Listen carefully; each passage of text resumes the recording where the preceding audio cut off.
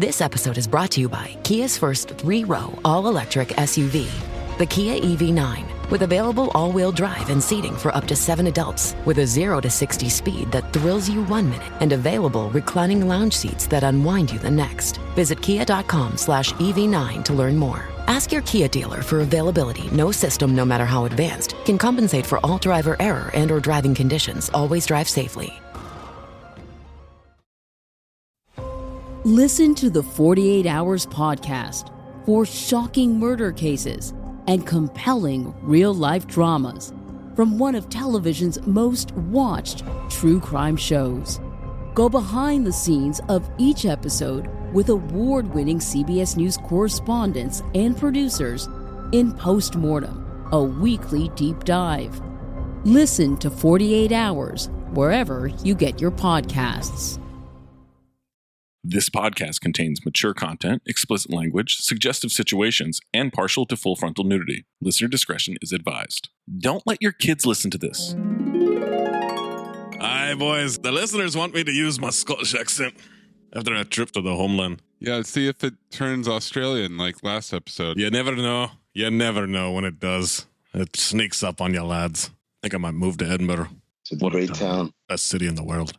I'm standing on a rooftop. It's midnight struck. I'm wearing a kilt. Drinking champagne.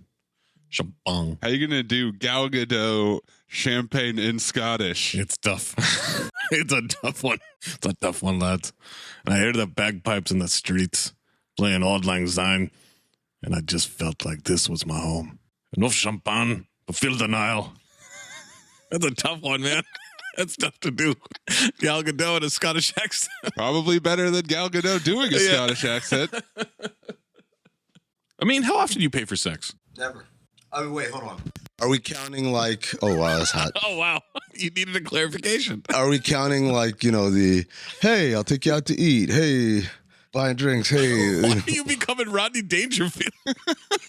Hey, I'll take you out to eat. In that case, the number is immeasurable. But if we're talking about the oldest profession in the world, never. Okay. You know why I can't do it? Because in order for me to be able to perform, I can't suspend disbelief. I have to believe this person's actually into me. It's why strip clubs do nothing for me.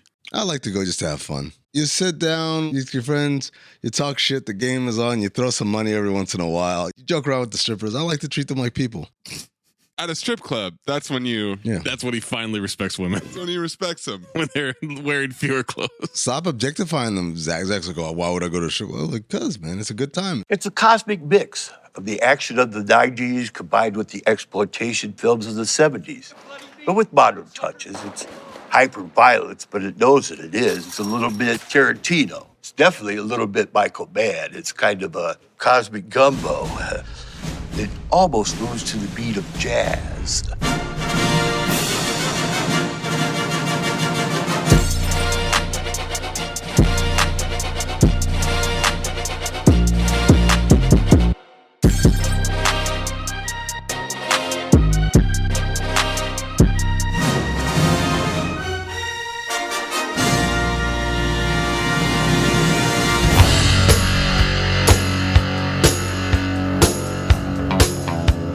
People are genetically inferior, or they're culturally crippled, or they're socially deprived. How come God couldn't make everyone one color, like tan? I wish I'd fucked a black broad before I got married. I could really feel 400 years of oppression and anger in every pelvic thrust.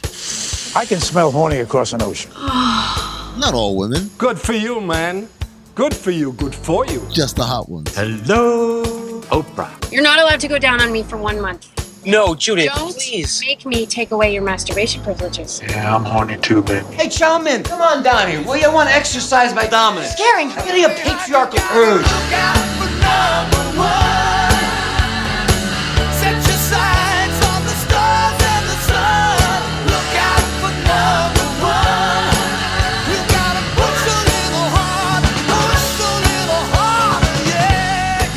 Don't mind me. Just keep doing what you're doing. We're a team. We work together. I don't know if you were paying attention. I wasn't. Please, goddammit! Just one more drink! I'll cut off your tits with a knife, you bitch! 5 whiskeys, That's breakfast on the river. Yo, you have to clip it, Maze. Clip what? A fucking tiger? What are you talking about? It's not that hard. Just chop, boom, out. Wow, Maze has a really hard job. This is going to be the worst episode we've ever done. My people don't give a ding-dong diddly about what flag fly over Hawaii. You bore me, Fury. Where is the microfilm? It's nothing but a bag of meat and flesh and tendon. Why didn't they just name him Spaghetti Lasagna? Fuck, this movie is 2 hours long? Not the whole thing. This is like the John Gruden emails of movies. Do you like ducks? Or a trench coat full of bees flying around? Like, that would scare me. Bees are cool. That's a duck, man. No, I get it. Coolio. You're the devil's baby, Mama. I didn't lie, Annie. I just didn't tell you certain things. Don't play no reindeer games with me. An American ninja? What are you talking about? There's no such thing.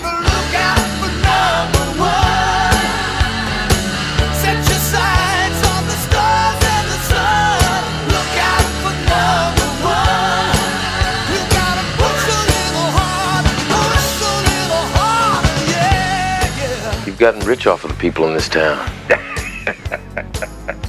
You bet your ass I have. And I'm going to get richer. Coughlin's Law. Go into incredibly descriptive details of the story so we all know. Oh, man. I wish I had better notes. Have you ever heard such a pail of shite? Once I get a DVD player, I'm going to watch Gala Walkers once a day. Come here and give me a squudge. You know what to do from here, Internet. All right, cool. Let me Google how to open QuickTime. Justice is blind. He's got space dementia. But it can be heard. Time to find out exactly what this ooze can do. Pull a fucking rabbit out of your dick and phobe. I'm Temecula's newest hard-on, dog. Hey, look at here. Why don't we eat us a few thousand beers? You can tell me what's buzzing in the big bad city. Coming on, yeah! Look out for number one. Set your sights on the stars and the sun. Look out for number one. You gotta push a little harder, push a little harder. Yeah. Enough! It's not funny anymore. Fuck you, fuck you, fuck you. You're cool. And fuck you, I'm out.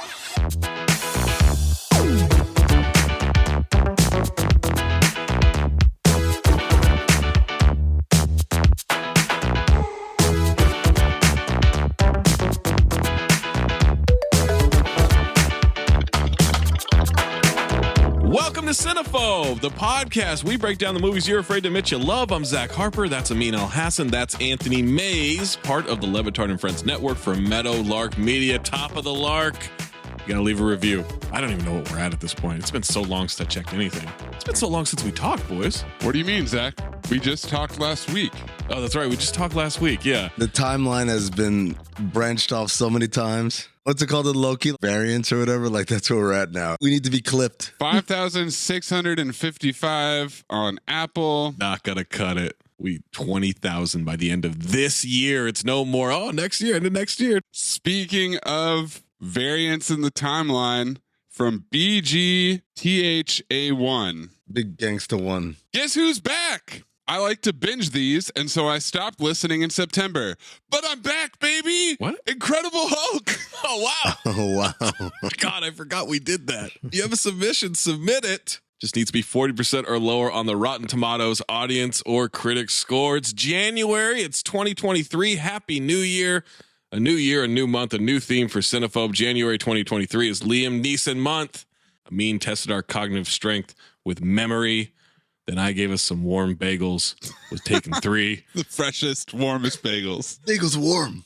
Now it's time for Maze to pick, and he's gone with the 2012 action crime thriller Taken 2. Toucan. Toucan. Play that game, you piece of shit. Yeah, exactly. Hey, and don't even get me started on that one when they took his daughter. Straight Toucan, starring Liam Neeson. Man, Liam Neeson's on the phone like, I have a certain set of skills. Man, for Liam Neeson. Don't even try and be rushing around Liam Neeson. He'll take your arm out, fractures of the shit on the man. And then, you see the second one, though? In the second one, the Russians come after him, and he them all up anyway. Toucan 2, starring the incomparable Liam Neeson. That's my You got action crime thriller? Just action thriller. It's just across the board. No crime. Wow. Yeah, they don't like crime in Wikipedia. A lot of crimes in this one. You know what it is? I figured it out. it's not crimes when Liam Neeson commits them. Oh, that's true. And this guy is a war criminal, ladies and gentlemen. Oh my God. He's killed so many people so easily. And conscripted his daughter into terrorism. Oh, man. More on that later. He did. And also, I am reminded of just the level of trauma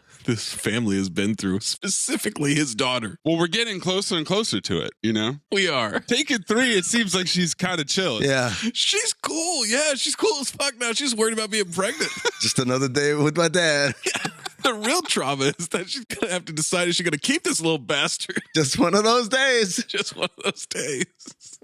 Taken 3 stars repeat offender Liam Neeson. Whomst you know? It's Taken 2.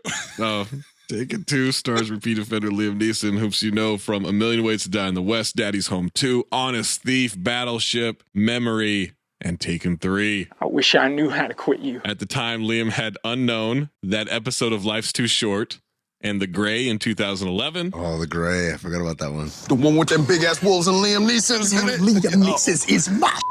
Oh, Liam Neeson straight jacked up them wolves, man. Them wolves up, man. Wrath of the Titans, Battleship, this movie, and The Dark Knight Rises in 2012. And then Nonstop in 2014. It is a travesty that Nonstop does not qualify. How does that not qualify? Is that the train? The plane. No, that's the 9/11 Truther movie. This movie also stars Famke Janssen and Maggie Grace. Famke is a 4-time repeat offender from Primal, The Poison Rose, and Taken 3. She's in the first Taken movie as well. Had Down the Shore in 2011, this movie in 2012, and Hansel and Gretel, Witch Hunters, along with The Wolverine in 2014. I wish I knew how to quit you. Maggie also in the first Taken movie. She's now a 3-time repeat offender with Hurricane Heist and Taken 3. She was also in The Twilight Breaking Dawn, parts 1 and 2 in 2011 and 2012. Some more repeat offenders. Leland Orser and John Grease are both in this, and they were in Taken 3. I wish I knew how to quit you. Leland is from Very Bad Things. He was also a repeat offender from Daredevil. John is Uncle Rico. How much you want to make a bet I can throw a football over the mountains? He's also in The White Lotus. Is Lunel a repeat offender? Because I was very happy to see her. She is, for That's My Boy. I wish I knew how to quit you. Also, Borat, Coming to America, and Dolomite Is My Name. We get D.B. Sweeney, who was in The Crew. Did not make it to Taken 3. I wonder what happened there. He's in 8 Men Out and The Cutting Edge. I'm going to talk about D.B. Sweeney later. Okay. Yeah. Oh, my God. Give him the ass on, boys, right now. Lock it up. You better lock it up. You better lock it up. No, you lock it up. Lock it up. Lock it up. Lock it up. He had 3 lines and he fucked them all up. Got a note on that as well. Luke Grimes from the 50 Shades of Grey franchise. Yellowstone. Rade Serbedzija, a.k.a. Boris the Blade from Snatch. He's Croatian, but he is one of the most famous movie Russian bad guys. He's in The Saint. He's in Mission Impossible 2. He's in The Fog, and he's in a lot of Russian shit. Euro Trip, X-Men First Class, 24, Downton Abbey, and Slow Horses. He plays a Russian in all of those. Also, he was in Tekken 2. Ah. Oh, you took my trivia, mate. Olivier Rabaldon, who was in the first Taken. Jean-Claude. Nathan Rippey, who played a different character in the first Taken. And repeat offender Healthy Emmy, who's uncredited for Cats. And that's it. It's just a fuck ton of Turkish actors who haven't been in a lot of things that have crossed over to the US. Yeah. Or people who are credited with just this movie on their IMDb pages. Saved money on that to give to Liam Neeson. You think Liam Neeson should maybe take a pay cut so those actors could be paid more fairly? No. Pay cut? No. That's gone too far. Taken 2, directed by Olivier Megaton. Directed Exit, The Red Siren, Transporter 3, Columbiana, and Taken 3. Repeat offender. I wish I knew how to quit you. Written by Luc Besson and Robert Mark Kamen. Luke is now a 3-time repeat offender for Taxi and Taken 3. Luke. I keep forgetting. Robert is a repeat offender now with Taken 3 in this movie. Synopsis for Taken 2. In Istanbul, retired CIA operative Brian Mills and his wife are taken hostage by the father of a kidnapper. Mills killed while rescuing his daughter. Tagline. First they took his daughter. Now they're coming for him. Really? I had a different tagline, but let me see if you got it. Here's the other tagline. They want revenge. They chose the wrong guy. Yeah. That's not what I have either. Oh. I'm going to do what I do best. Oh. I popped when he said that. It was on the poster, man. I was like, shit. What a great line delivery. Yeah, man. $45 million estimated budget. $139.8 million US, $376.1 million worldwide. Damn. If you're wondering how Taken 3 came about. Bank. These motherfuckers. Renting money. Oh my God. Got goosebumps. Before we jump to this movie and you listen to the rest of this podcast, Taken 2 is available on AMC, Fubo. Basically, if you have cable, they're streaming it. The fade outs were even weirder this time. No commercials, but they still faded. Taken 2 receives 22% from the critics on 174 reviews on Rotten Tomatoes, 52% from the audience on over 100,000 ratings. Amin, check the positive or the negative reviews. Glass half full kind of guy. Zach, let's start the year. Oh, no. We haven't started. Sorry. We're 3 movies into the year, yeah. Leave it in. The timeline, I'm telling you, I knew I was worried. I didn't know how it manifest itself, but I knew I'd fuck it up. Give me the positives. Hey, John, that's weird. That glass looks half full to me.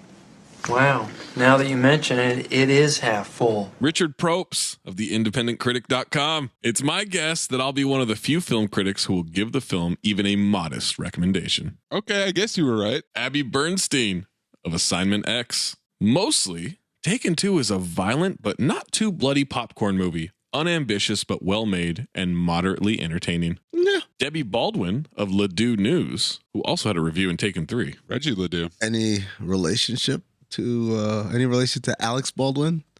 Alec Baldwin? Alex? No, Alex. Alex. You know his name is Alexander? Okay. So I refuse to call him Alec. Alex.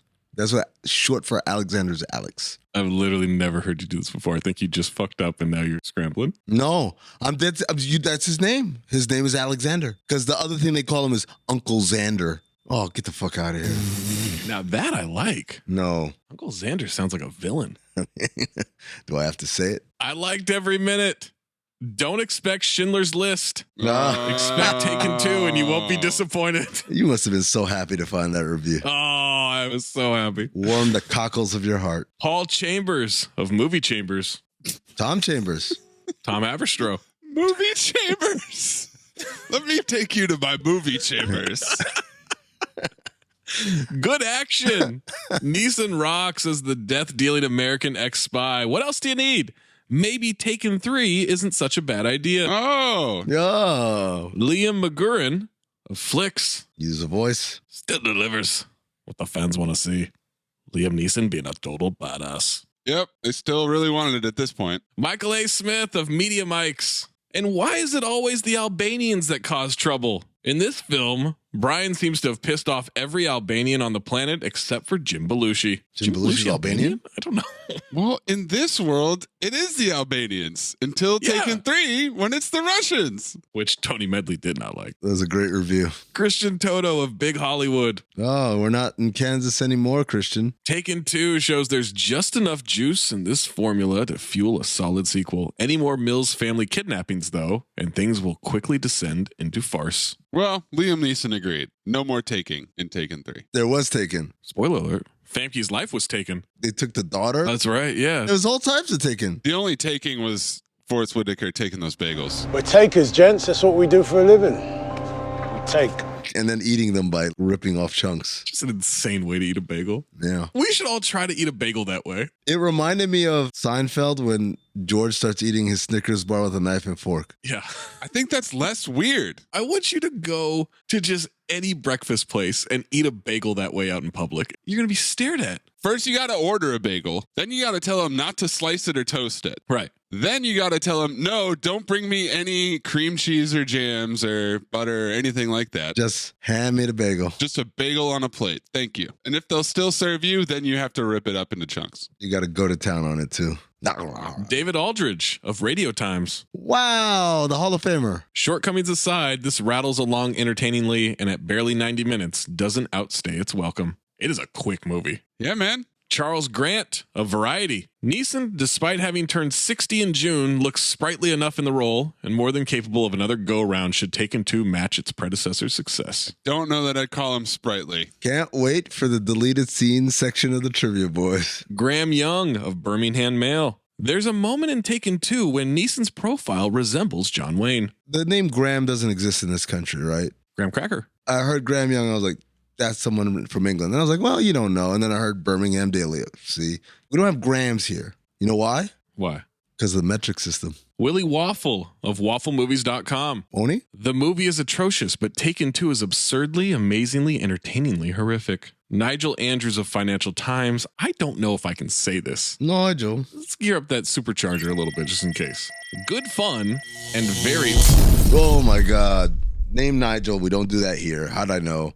Because then we hear Financial Times. That's a British paper. But for us, Asian refers to pretty much anyone from Asia. But if you were going to be specific in describing someone, it would be someone from either Southeast Asia or East Asia, Japan, Korea, China. Mm-hmm. In England, when you say Asian, that to them means specifically the Indian subcontinent. Indians, Pakistanis, Bangladeshis, Sri Lankans. Right. That's what Asian means to them.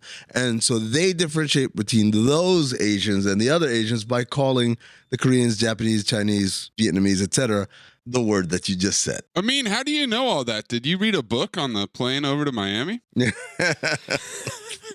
got so upset at that scene. I loved it, man. So mad. I was so mad. Is it still mansplaining if it's your dad? Yeah, dadsplaining. No, it's not. It's poppy talk. Last one. User Brian O, 4 out of 5 stars. Oh face. Well, to be honest, I did not like it as much as the first.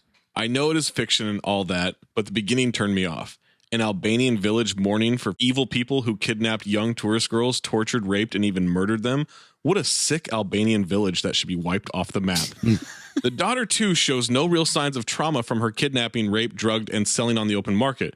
This sequel is too cheesy by far.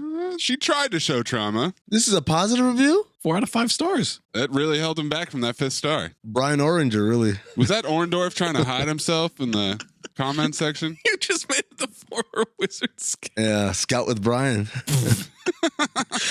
Negative reviews. You guys got to get them on Illuminati. I'll get them on Illuminati. I'll schedule that. Yeah. Stop being a pessimist. This tank is not half full. It's half empty.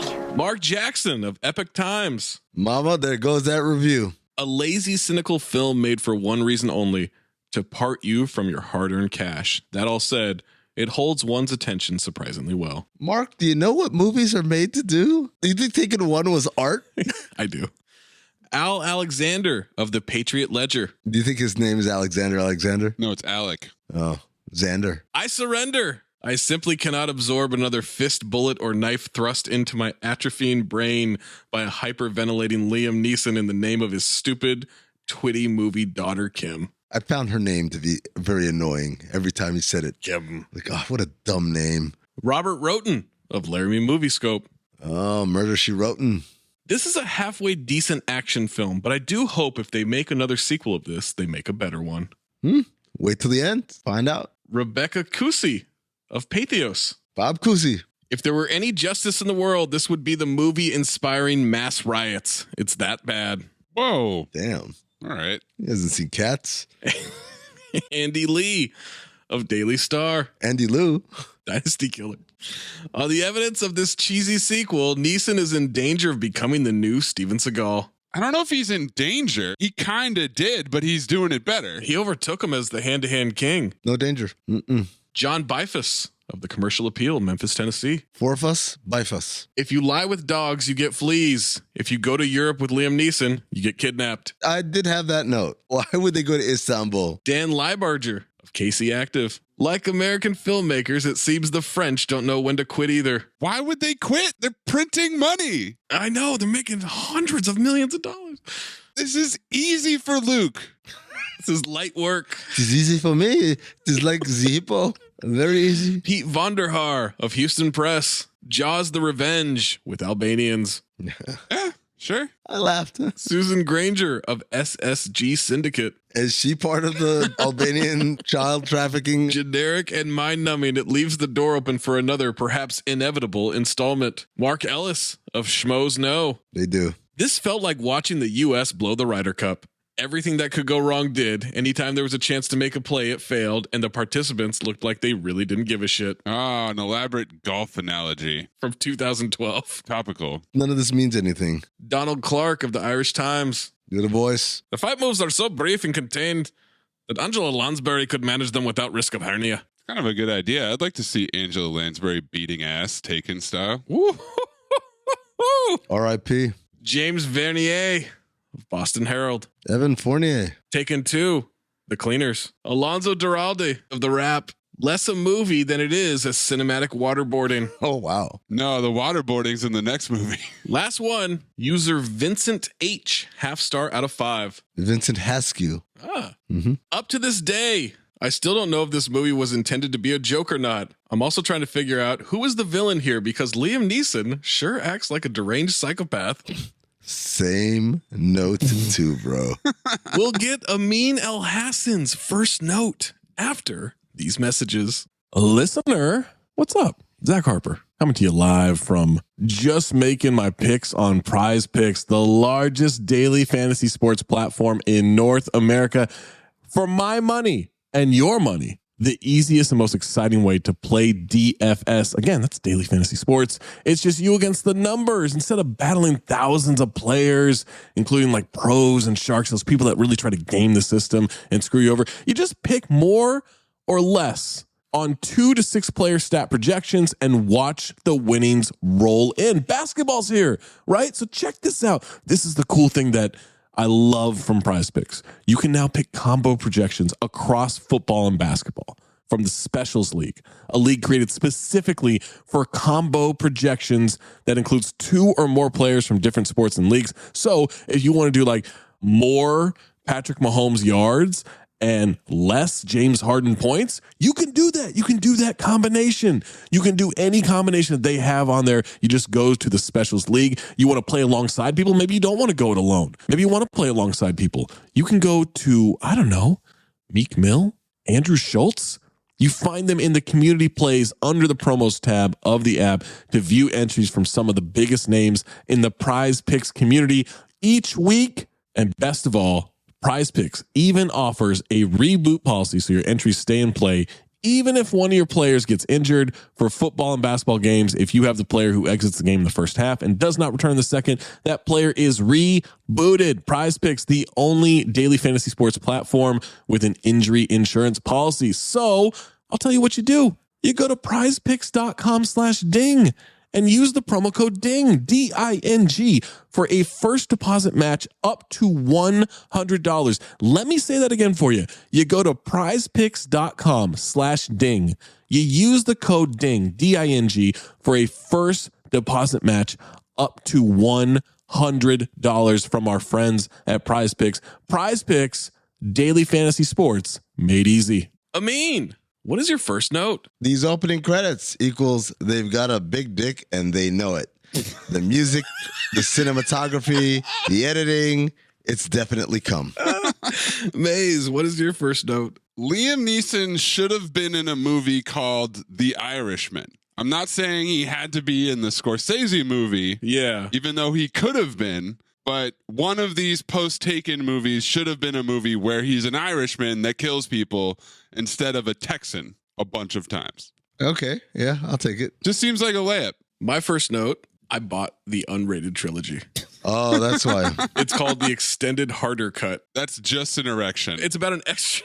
It's about an extra text. Extended Harder Cut? We got opening credits, a cargo plane, unloading coffins. A man is pointing a gun at the guy with the manifest. There's military trucks driving the coffin into the countryside. Pulsating intense music, choppy, desaturated flashes. I think this is the exact same road they used for the main action sequence in Hobbs and Shaw, which was set in Samoa. I really think it's the same road. Great sweeping shots of this truck, though. I love it. Oh, fantastic cinematography. Yeah. Olivier Megaton. They put those goats there to be authentically Albanian. Mm-hmm. You know it's Albania if there are goats on the road. Yep. Unless that's offensive. Cut that. Too late. We have a funeral and Boris the Blade is there. He's about to toss dirt onto the grave. He says, he slaughtered our men. Flashback of scenes of Liam killing from the first movie. Yeah. Our brothers, more killing flashback. Our sons, electrocution torture. I don't remember them being Muslim in the first one, but again, I haven't seen Taken in like 15 years, so. Yeah, I vaguely remember it. I wonder if Tony Medley will touch on this. The dead cry out to us for justice. On their souls, I swear to you.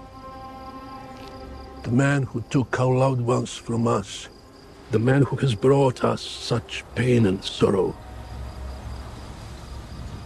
We will find him. We will bring him here. will not rest until his blood flows into this very ground.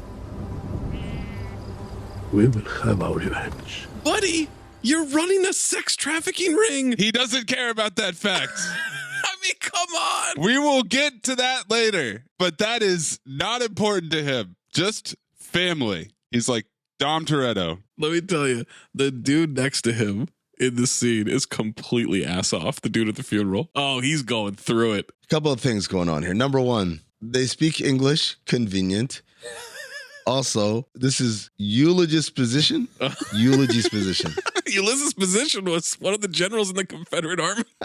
Who kept explaining what they were about to do before they did it. Hello, exposition. I love a shot of dirt being thrown onto the camera. Oh, yes.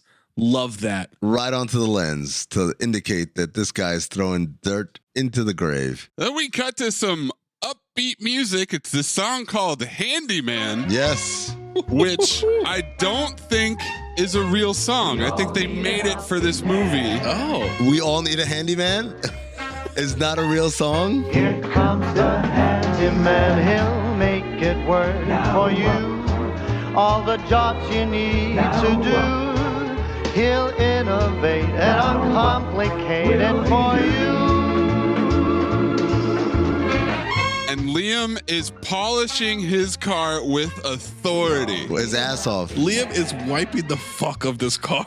Yeah. Does he work at a car wash now? The employee comes up and says, the finish is included in the cost of the wash. That's okay. I'd rather do it myself. I'm a little obsessive that way. Oh! The look on this guy's face was like, oh, fuck.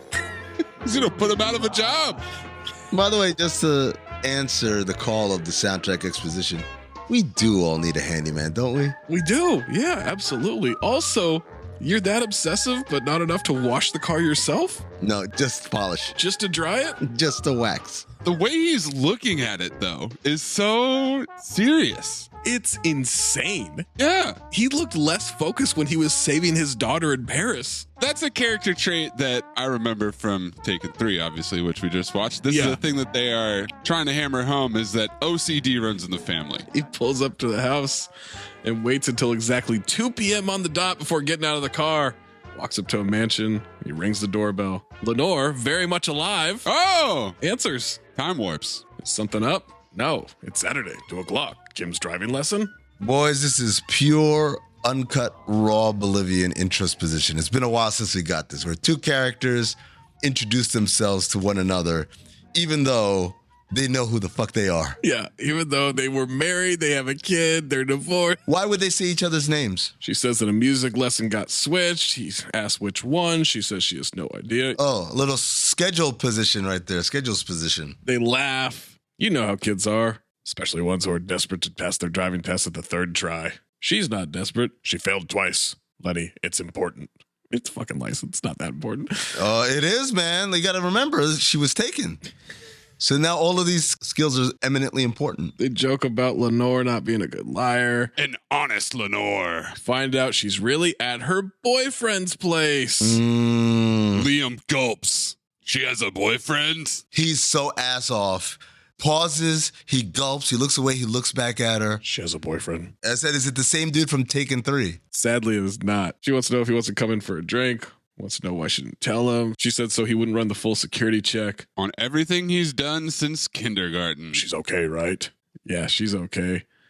I mean, she went through some crazy trauma, so she's probably not okay. No, not at all. And her mom's about to die in the next movie, so, you know. Yeah. It's really going to get rough for her. They drink some 2 p.m. wine. Oh, I love a 2 p.m. wine. Tell me it's none of my business, but are you okay? Mm-hmm. She's separated from Stuart, who doesn't exist in this movie. No, he just... She's been having marital issues since Taken 2? Yeah, man. Way to play the long game, Liam. He wants to know if there's anything he can do. Then he starts to leave. She says, don't. I don't even know where the kid lives. She says, you found her in a city of 12 million people within 72 hours. Love a little recap's position from another movie. Promise me. Gonna give her space. He doesn't say promise, though. Yeah, he never promises. No, he doesn't, because we cut to Kim making out with this dude. Mm-hmm. Lenore's trying to call, 4 missed calls from her. iPhone with the button. Oh, man. Love the iPhone with the button. Missed the home button. She wants him to go slow. She wants him to wait. He says, take all the time you need. Taken her time. Yeah. Also, this is a great strategy by this guy. What? Oh, yeah. You tell them to take all the time they need. Oh, boy. That just makes them want it more. Yeah. Okay. Could you sound less like a predator when you say that? Liam's knocking on the door like an asshole, ringing the doorbell, and I said, what's your door knock / doorbell strategy? I think it's just 3 knocks. Knock, knock, knock. Yep. What about doorbell? Before there was ring. I mean, I would just ring it. You just go ding dong, that's it? Yeah, and then I'll wait 10, 15 seconds. And if I don't hear anything rustling or someone doesn't come to the door by then, I'll ring it again. Maze, what about you? What's your doorbell / door knock strategy? Knock, knock. That's it. But most of the time, it's just a text or a call. I don't use the doorbell. What if it's a treehouse? Oh. You don't have to knock. You just go right in. Oh, God. I don't like when he leans into it. There's a can with a string.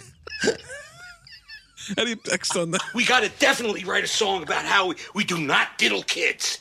Do not diddle kids. It's no good diddling kids. There is no quicker way for people to think that you are diddling kids than by writing a song about it. You gotta write a song that says, ooh, I wouldn't do it with anybody younger than my daughter. No little kids, gotta be big, older than my wife, younger than my daughter, something like that.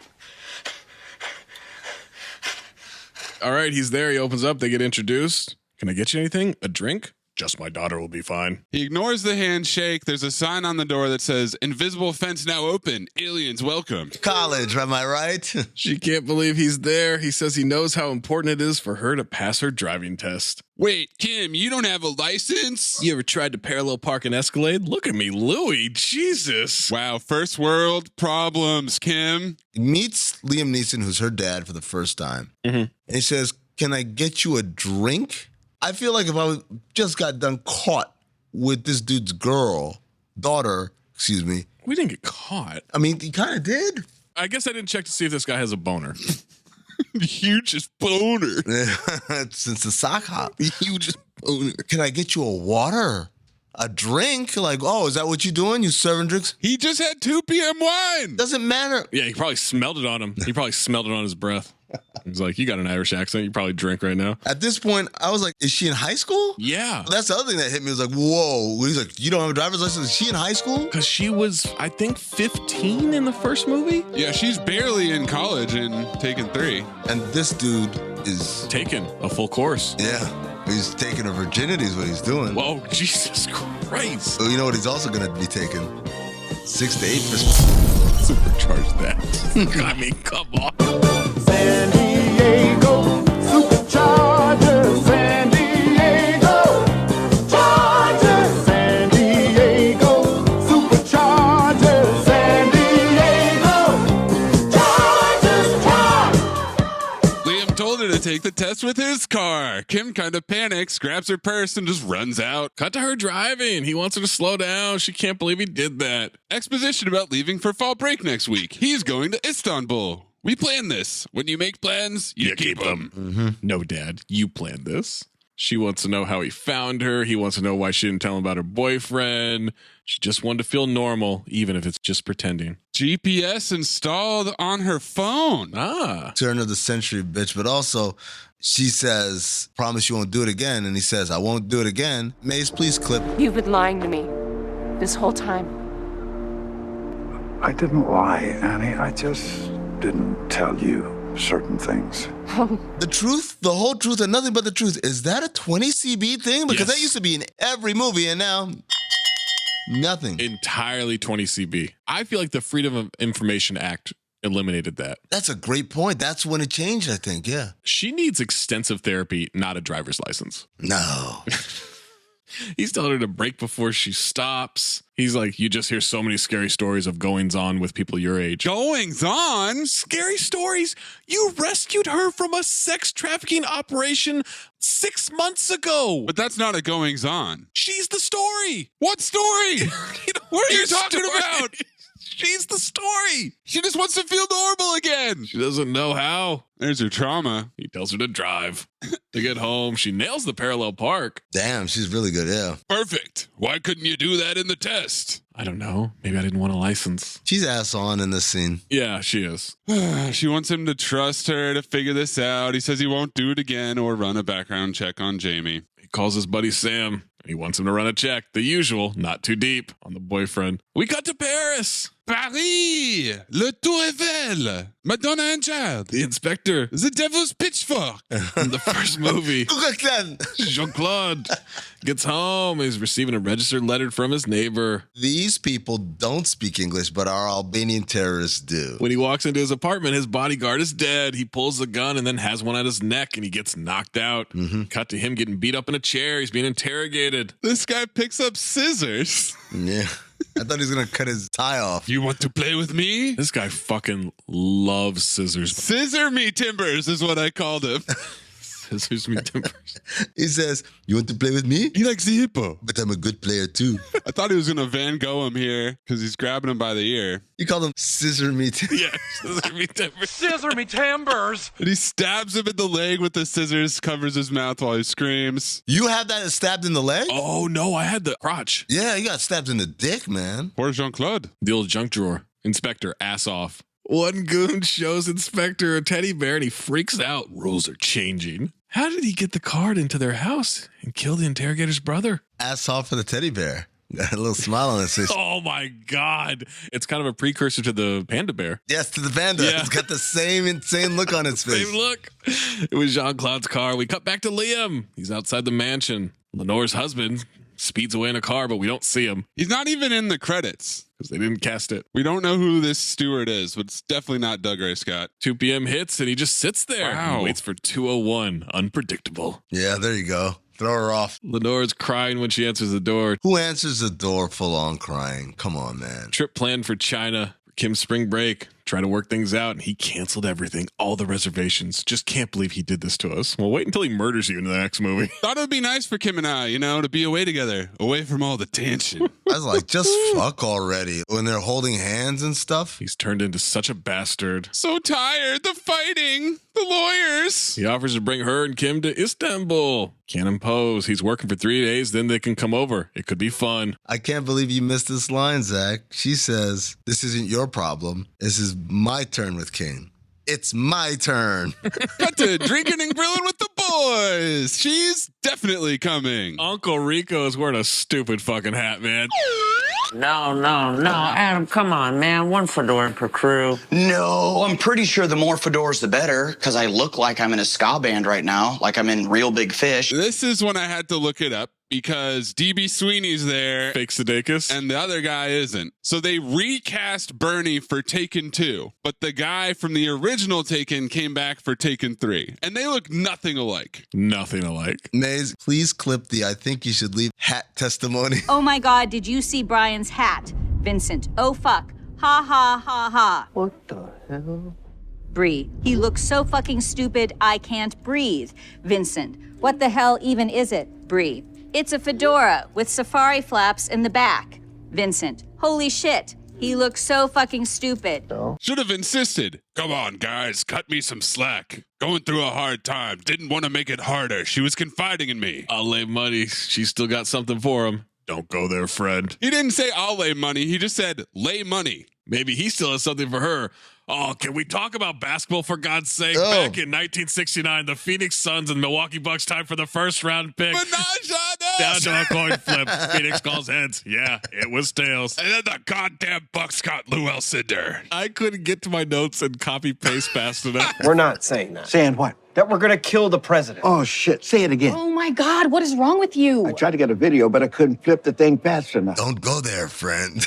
Friend? Don't go there, friend. But he says it like, don't go there, girlfriend. That's how he's trying to say it. Liam Neeson style. Like there's a little sass there. Yeah. I wish he had snapped. It's just dudes duding. Bantering it up. Just dudes having a dude fest. Can we talk about basketball, for God's sake? Come on! Does this all mean Liam Neeson is actually like a hoops fan and he's just trying to shoehorn it in? It has to be. It's basketball everywhere in his shit. Or he just thinks that's what dudes do. That's what guys do. I think it's Luc Besson being like, what do American guys do? What do American guys do? They grill meat, drink beer and talk about basketball. Wear hats. Wear hats. Play golf. Cut to Albania. Someone slides a picture of Liam across a desk. Envelope of money is exchanged with the dude who is interrogating the inspector. Oh, Scissor Me Timbers. He tells him, Istanbul.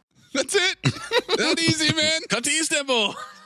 Dignitary thanks Liam for making his stay feel very secure and safe. Just like that, he's done working. Liam is given an envelope of money, and he giggles at it. Oh, he's so ass off when he's chuckled as he checks the money. He can't believe how much he just got paid. He thinks it's so easy. This is just a walk in the park. Cut to him getting paid. What do you guys think he got paid for? Security. No. No, in the first one, he was running security for a pop star. You know what he got paid for? Ensuring the World Cup would be in Qatar. Oh, Jesus. Racist. He calls Lenore and he leaves a message. No message from you, so you probably found some place to go. I hope things are a little easier. So much exposition on this call. If you ever need to talk or anything, I'm here. I mean, I'll be there. We'll probably ship out tomorrow. No news from Kim. I guess she's busy with the boyfriend and all. I hate that move. I hate when people do that. When it's like, hey, Zach, it's called, guess you're busy with Derek. Like, what the fuck is that, man? Damn right I am. It's daytime. It's called assumptions position. Yeah. Some position. I hate that shit. Just then, Kim says, Dad, and he turns around and she's there. So's Lenore. Surprise! Champagne.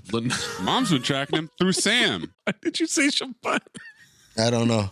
And she says, you're not the only one with moves, huh? And at first I said, this is very ass on. But then I was like, no, man. It's ass off because that's how moms talk. Mm-hmm. And she gave a little wink and a point. And then Jean-Claude Van Damme says, welcome to Istanbul. They check out the suite, the view of the city. He'll let them get settled back in 30. This is the part where I said, I'm sorry, there ain't no way in hell I'd take my family to Europe alone, forget about Eastern Europe, on vacation after what happened in Taken 1. That's just got to be triggering on some level. Forget about you for them. Yes. No, because the only reason he was worried about Taken 1 is because he wasn't there. No, I'm saying for them. He's fine because he's a psychopath. Yeah. He's a murderer. He knows he can murder in any country. You're saying that Lenore and Kim wouldn't go? Yeah. You're not that far from Paris. Or that far removed from what happened. Yeah. This isn't like 10 years later. We know he's not investing anything in therapy. It's all driver's ed lessons, right? No. I'm guessing those music lessons from the end of Taken 1 didn't go so well. Yeah. She doesn't seem to be much of a singer now. I didn't come up in either of the sequels. Yeah.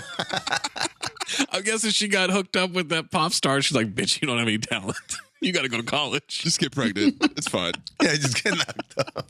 Meanwhile, convoy on the way. It's Boris and them boys. Convoy. Did they just drive down the hill and then get to the Turkish border? Yes. Which is a cottage? Yes. Yes. It's a little shack. Little love shack. Baby shack. Liam gets into his room, gets his luggage from the closet, puts his guns away. I love a suitcase with all those foam cutouts for guns. I love that. For guns and knives and stuff. Yeah. But you're focused on the wrong thing, Zach.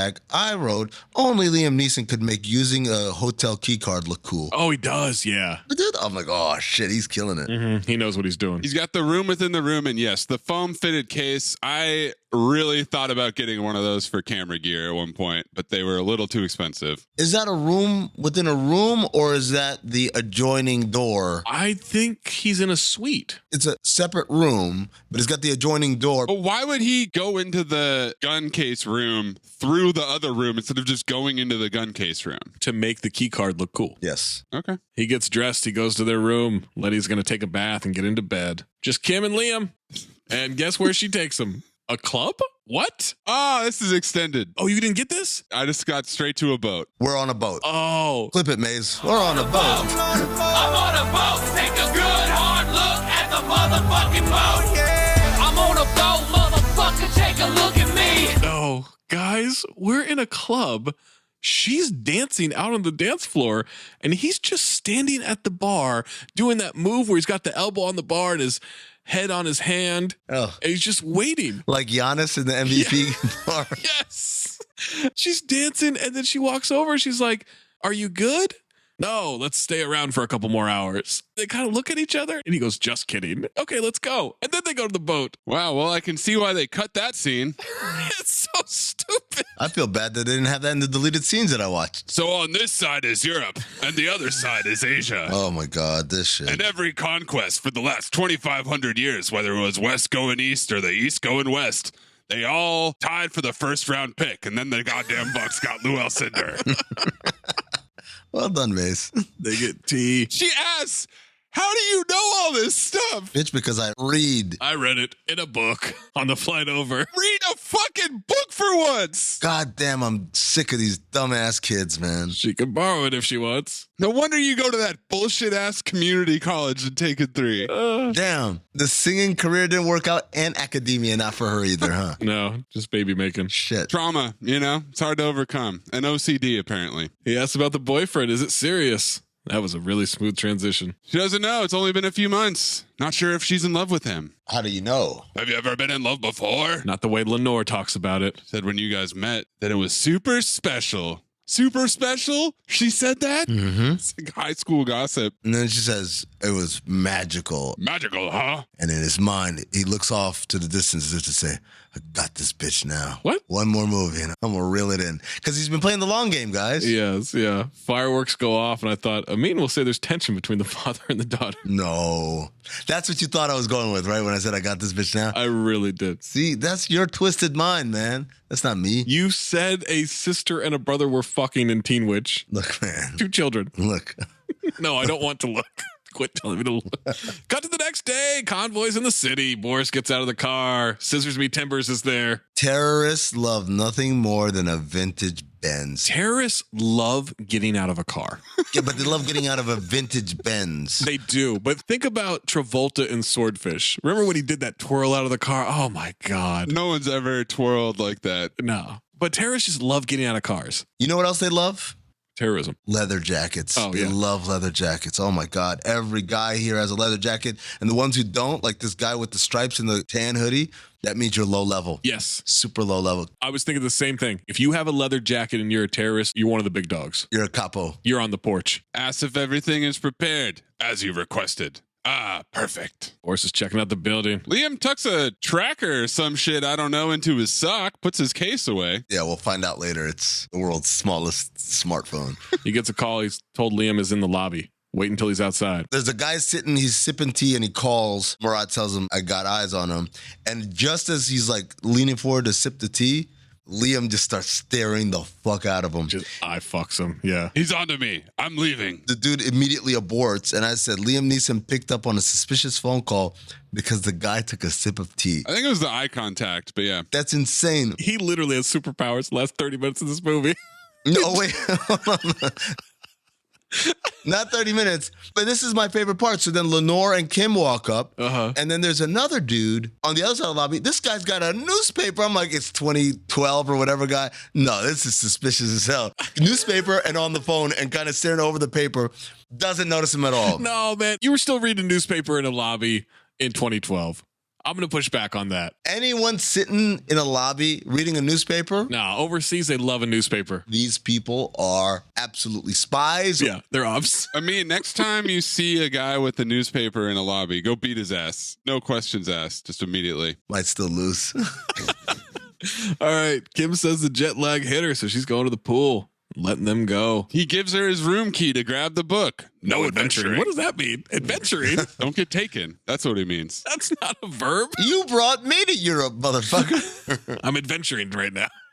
All right. Liddy says she knows what she's doing. Another man in the lobby calls Boris, says the daughter's staying. What can we do? That's the man with the newspaper. I want all 3 of them. He's wearing a leather jacket, by the way. Just want to point out. Yeah, so he's high up. Yep. That's why he didn't get noticed. Got to Liam and Lenny in a car. She thinks we just fell off the turnip truck. What do you mean?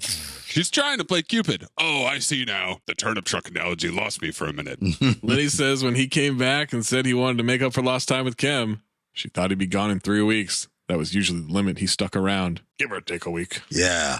I used to be a real piece of shit. Slick back hair. Sloppy steaks at Giovanni's. Big rare cut of meat with water dumped all over it, water splashing around the table. Makes the night so much more fun. After the club, go to Giovanni's for sloppy steaks. They'd say, no sloppy steaks, but they can't stop you from ordering a steak and a glass of water. Before you knew it, we were dumping that water on those steaks. The waiters were coming to try and snatch him up. We had to eat as fast as we could. Oh, I miss those nights. I was a piece of shit, though. Used to be. I said was. He really proved her wrong. Thought he'd never change. Why not? I don't know. Your personality. You know, when you commit to something, you kind of focus all your energy there. Like a dog with a bone. He said it. Nice analogy. I understood that one. No, you know what I mean. When you give, it's 100% of 100%. It's not good math. He can never give up something he commits to. You gave us up? No, never. No. Not in here. Not up in here. Cut to Kim at the indoor pool. And she has zero rhythm along with zero cheeks. Oh boy, she's a teenager. Liam tells the driver to turn left. Out of nowhere, he noticed they're being followed. He just knows. How does he just know? He's got a particular set of skills. I guess. Then he looks back. He says, don't. A crowd has gotten between the cars on the small street. Okay. He tells her to go inside a gallery entrance in the middle of the block. She wants him to explain what's going on, but there's no time except to give her incredibly specific directions. Incredibly descriptive detail. Of a place that he's been for 4 days. That's where I said, this motherfucker knows Istanbul like that? Fuck out of here. Was this geography of Istanbul in his book too? One, maybe. And two, you think he hasn't done a job in Istanbul before? Dude. Fuck out of here. I live in Phoenix. I've lived there for over 20 years at this point. There are places I go every day. I can't tell you, go through there, make 3 steps, turn around. Because you're not a spy, you dipshit. Okay, all right. The important part is he says, don't open the door even for room service. He needs her to focus, needs her to be ready, tells her that he'll be fine. If the guys following us are about to have a problem, and the dog has a bone, the last thing you want to do is try and take it from him. I take my dog's toys from him all the time. That's not true. She kisses him, and I said, mission accomplished, boys. City boys up! He makes the driver get out of the car. Goons know he knows. Boris says, do it now. Now their car chasing him through the streets in the bazaar. He's trying to call Kim. She's in the pool. Lenny is on the move. A lucky moment hides Liam's car in the alley from the pursuers. Come on, Kim, answer the goddamn phone. Kim reminds me of the rehearsal. Oh. When the kid is dying and she's just dancing like a bingo. Black van pulls in front of him. Guy's hanging out the window, shoots a gun at the windshield. They've got him boxed in. A lot of guys get out with guns. What happened to the orders of get him alive? He's just shooting wildly at this dude. No, come on. He's not in the leather jacket. He'll never be in a leather jacket. No, he won't. Because of shit like that. He somehow vanished out of the car and is ambling through the bazaar. He's fucking Houdini all of a sudden. Oh, wait. We skipped a couple of things. First of all, ass off for the moped guy who crashes and falls ever so daintily into the sacks. Also, do you guys notice when he gets boxed in, there are pretzels on his back windshield? I did know that. And I said, oh, come on, Herc. That's my old inventory.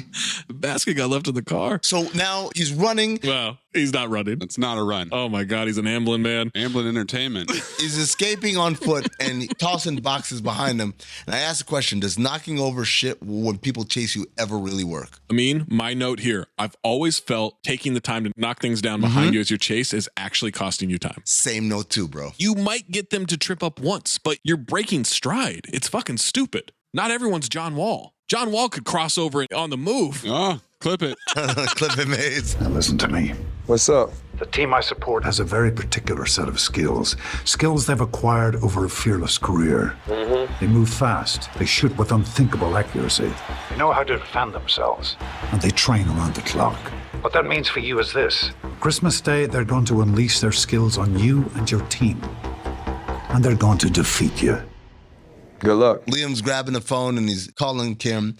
And this dumbass child logs on the Skype to record Cinephobe.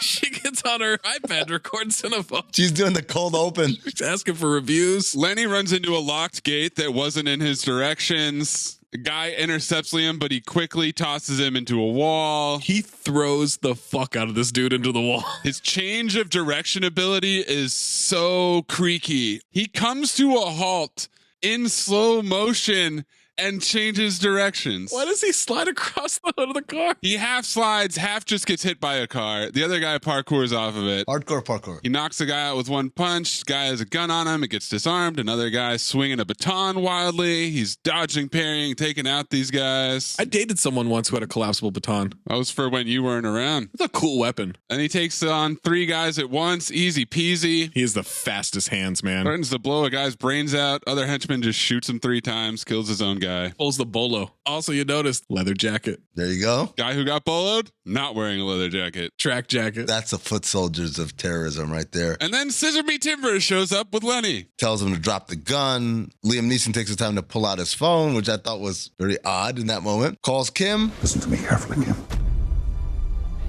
Your mother and I are going to be taken. Two. He said it! He said it! And people are going to come for you, too. Leave the place where you are calmly. Go to where the book is I told you about. There's a door. Go into the room and hide in the closet. You got that? Yes. Good. I'll call you. Go. Now. There's two things that happen in every Taken movie. Liam Neeson kills a shit ton of people, and Liam Neeson does some serious acting over the phone. That was the premise of that John Wall commercial, right? We're going to do the thing that he does where he gets on the phone with someone. He's the best on the phone in movies. Threatens someone over the phone? No one better than Liam Neeson. He then drops the phone, crushes it under his foot, and then drops the gun, at which point... So we triple teamed on him, dropping them motherfucking bees on him. The more I swung, the more blood flew. Then he disappeared, and my boys disappeared too. Because they beat his ass. Oh, they beat the fuck out of him, man. Oh my God. They put bags on their heads. Cut to Kim looking around nervously. Guys in the lobby. Concierge gives up the room number and the key immediately. Lenny and Liam are in a van. As they drive around, Liam is counting out the seconds and mentioning what happened after those seconds. Left turn. Right turn. Man singing. Boat horn. So this dude's always got to be singing for you to get around? There is so much going on. Number one, you have no idea what speed they're going. Right. What's counting going to do if they're going fast or going slow? Same note too. Two, there are no red lights at all in this city. No. Just left turn, right turn, go straight. Three, man singing. This man knows Istanbul like the back of his hand. He knows the entire history of Turkey. He doesn't know that's a mosque with a prayer call. He read it in a book. He didn't read that in a book, apparently. He thinks it's someone singing. And it's all based on the watch text. He's got a loud watch. They can't find her at the pool. Maid calls security when she sees goons with a gun. Oh, the maid who's French but speaks English to security at a Turkish hotel. Sure. Okay, that checks out. They're headed to Liam's room. She rushes in. She can't get in the closet. She heads to the window. Liam's counting. Hammer on metal. Gear shift a second. Because whoever's banging metal with a hammer, Birds. God knows they're going to be do that for the rest of their fucking life. Apparently everything in Istanbul is on a loop. Only birds at one spot in Istanbul. Birds? Yep. This is the bird zone. Istanbul birds. Bird law. They pull up to Forrest and he says, take them to the shop. They find her flip-flops by the window. After she went out to the ledge, she's traversed the ledge to the other room. If you're getting chased, would you escape like this out of the window? I don't like heights, so that's going to be tough for your boy. I get it. She's been traumatized. Some crazy shit's happened to her. But at some point, all right, man, y'all got me. I'm going to try to hide somewhere, but I'm not climbing out onto a ledge. That's not going to happen. I guess I'm just going to have to be sold to the lowest brothel in the world. I'm not climbing out onto a ledge. That's insane. The henchmen then also climb out onto the ledge to go look for her. I'm like, if she's not on the ledge, that means she went into another room. Just go check out the other rooms. What are you doing? Why don't you go to the door? She's in the bedroom with the closet. And Mayes, I want you to clip the scene from This Is the End, where Seth Rogen and Franco are hiding in the closet from Demon Jonah Hill. Breathing really loud. Don't breathe through your mouth.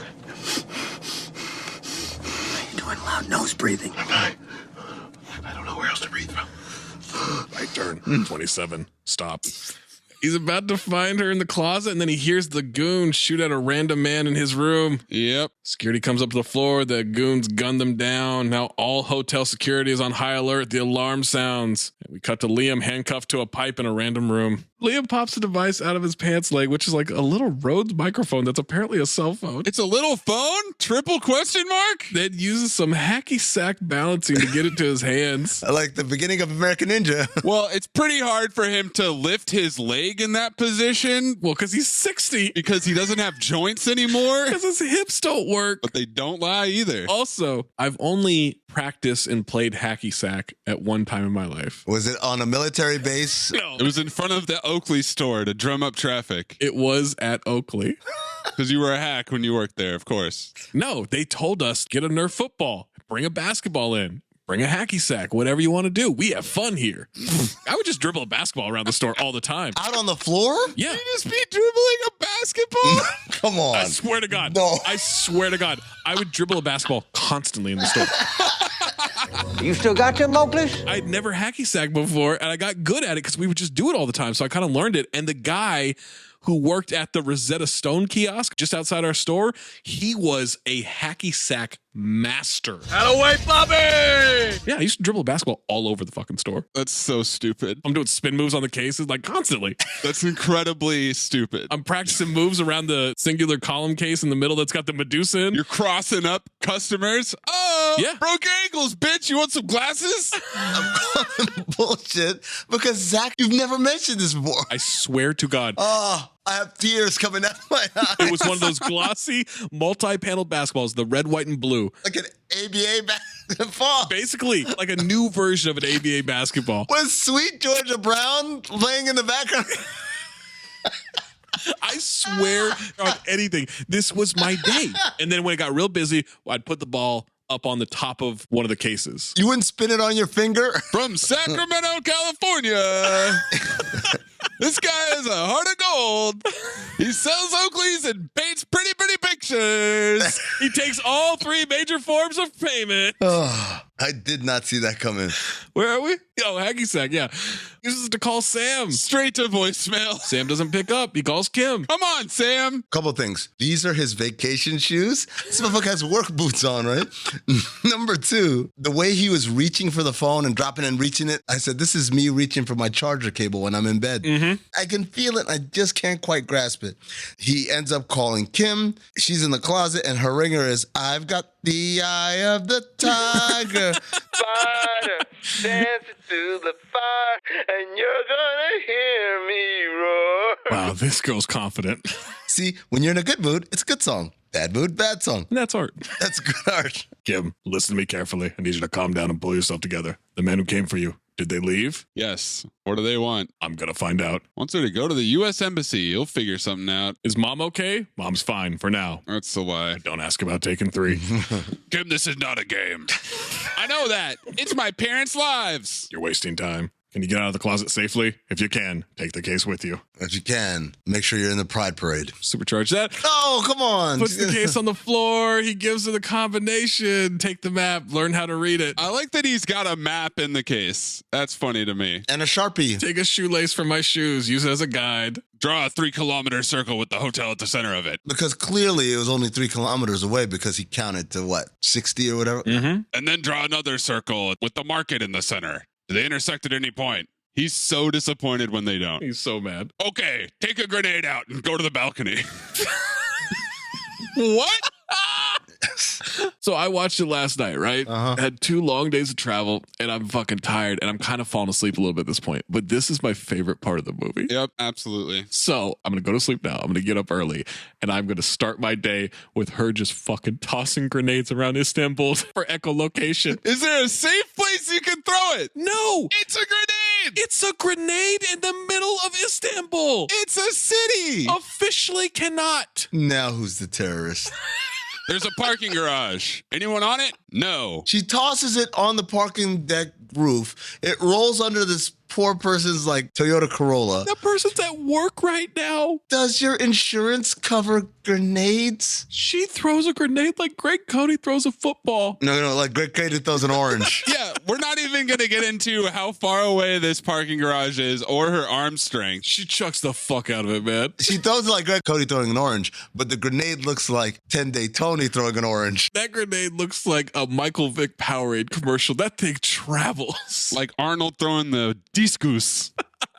This car boosts the grenade like a hot spot. Liam counts to 4, then hears the explosion. So he tells her to draw another circle around the hotel, 4.5 kilometer circumference. This can't possibly work. This cannot be a thing. It's echolocation, Amin. Come on. Like he's fucking Batman. He's better than Batman. What is he, a whale? Now the 2 circles intersect at 2 points. He's at one of those 2 points. Tells her to go outside and look at the flags on the rooftop. They're the wind going east, right? Think so, yeah. How do you know? Doesn't answer this question. Nope. I'm at the east point. Take a gun. Get to the rooftop. Wait for his call. Also bring 2 grenades. Be casual. Blend in. Golden dumpster, man. She's in her bathing suit. With no shoes on. Golden fucking dumpster. Let me ask this question. He's in a foreign country. How the hell did he get here with a suitcase full of grenades and guns? I think that he picked that up. This is not his first time there. I think he knows the city. Clearly not when he's telling Lenny to walk 17 paces and to make a... Go down that alley. Turn left. There's a red corridor. Say hi to the shopkeeper there. I owe him $5. Don't give him a 10. He doesn't have change. The case was probably provided by the employer. Yeah, like I think it's provided in the city. If I need security, I have to provide them with all the tools of the security? No, I don't know. If you're importing it, yeah. That guy was a sheik or something, right? Like he was super rich. He's the guy from the World Cup. I did also like that in this case, there's a map, there's a Sharpie, there's also a flashlight with a form-fitted foam spot for it because he might need to work in the dark. You never know. Yeah, sometimes it should be dark, man. Come on. He has to hang up and toss his tiny phone, so he covers it with his foot in the dirt. She sneaks out of the room, goes downstairs, runs into a locker room. It's purple, so you know it's the women's locker room. The maid catches her, calls her a thief. Yeah, and starts snitching hard. Snitches get stitches. Runs out of the building, gets in a taxi. Time for interrogating and beating him. He's punching Liam's ribs. Boris walks in. Time to intimidate. He's slapping him with the photo. Slapping the shit out of him. Do you know these men? Boris snaps and the guy leaves the room. I've always wanted to do that. Just walk in, snap, everyone gets out. Love that. You recognize none of them. To you, they are nothing. But to other people, they are sons and grandsons, fathers and husbands. And you killed them all. Like there were so many nothings. And this one shows him one last photo. You do recognize him. Him you didn't just kill. Him you strapped to a chair. You attached electric cables to the chair. You turned the current on and you left it on until his heart burst.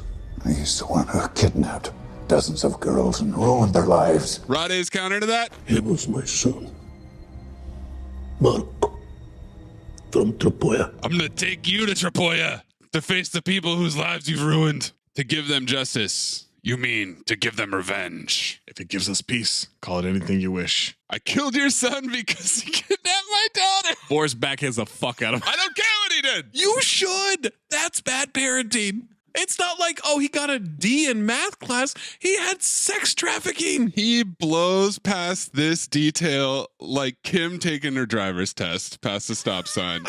I only know I will never see his face again. I will never hear his voice.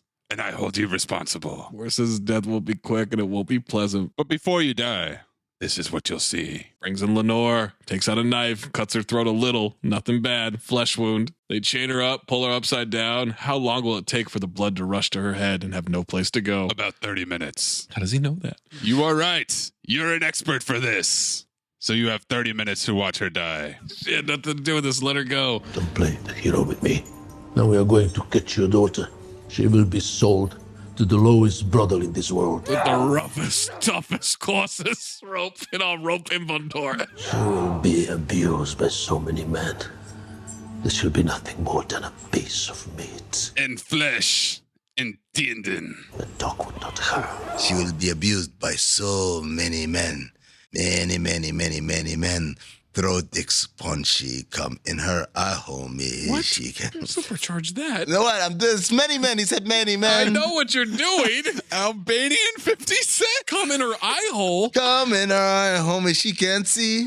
Then he said she'll be nothing than a piece of meat that a dog would not have. And I said, have? Do we mean have like eat or have like?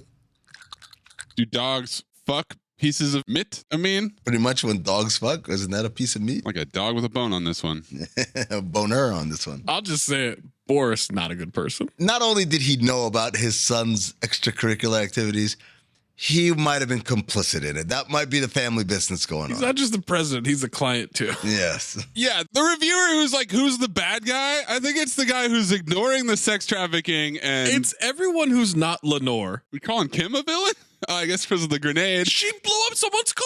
The grenade. Yeah, Kim's a terrorist. Kim is a full-blown terrorist. An international terrorist. She went to a different country and blew up someone's car. The U.S. government defines terrorism as the unlawful use or threatened use of force or violence to intimidate or coerce governments or societies, often for ideological or political reasons. All right, they leave and lock the door. Liam says to Lenny to not listen to them. Kim is safe. He spoke with her.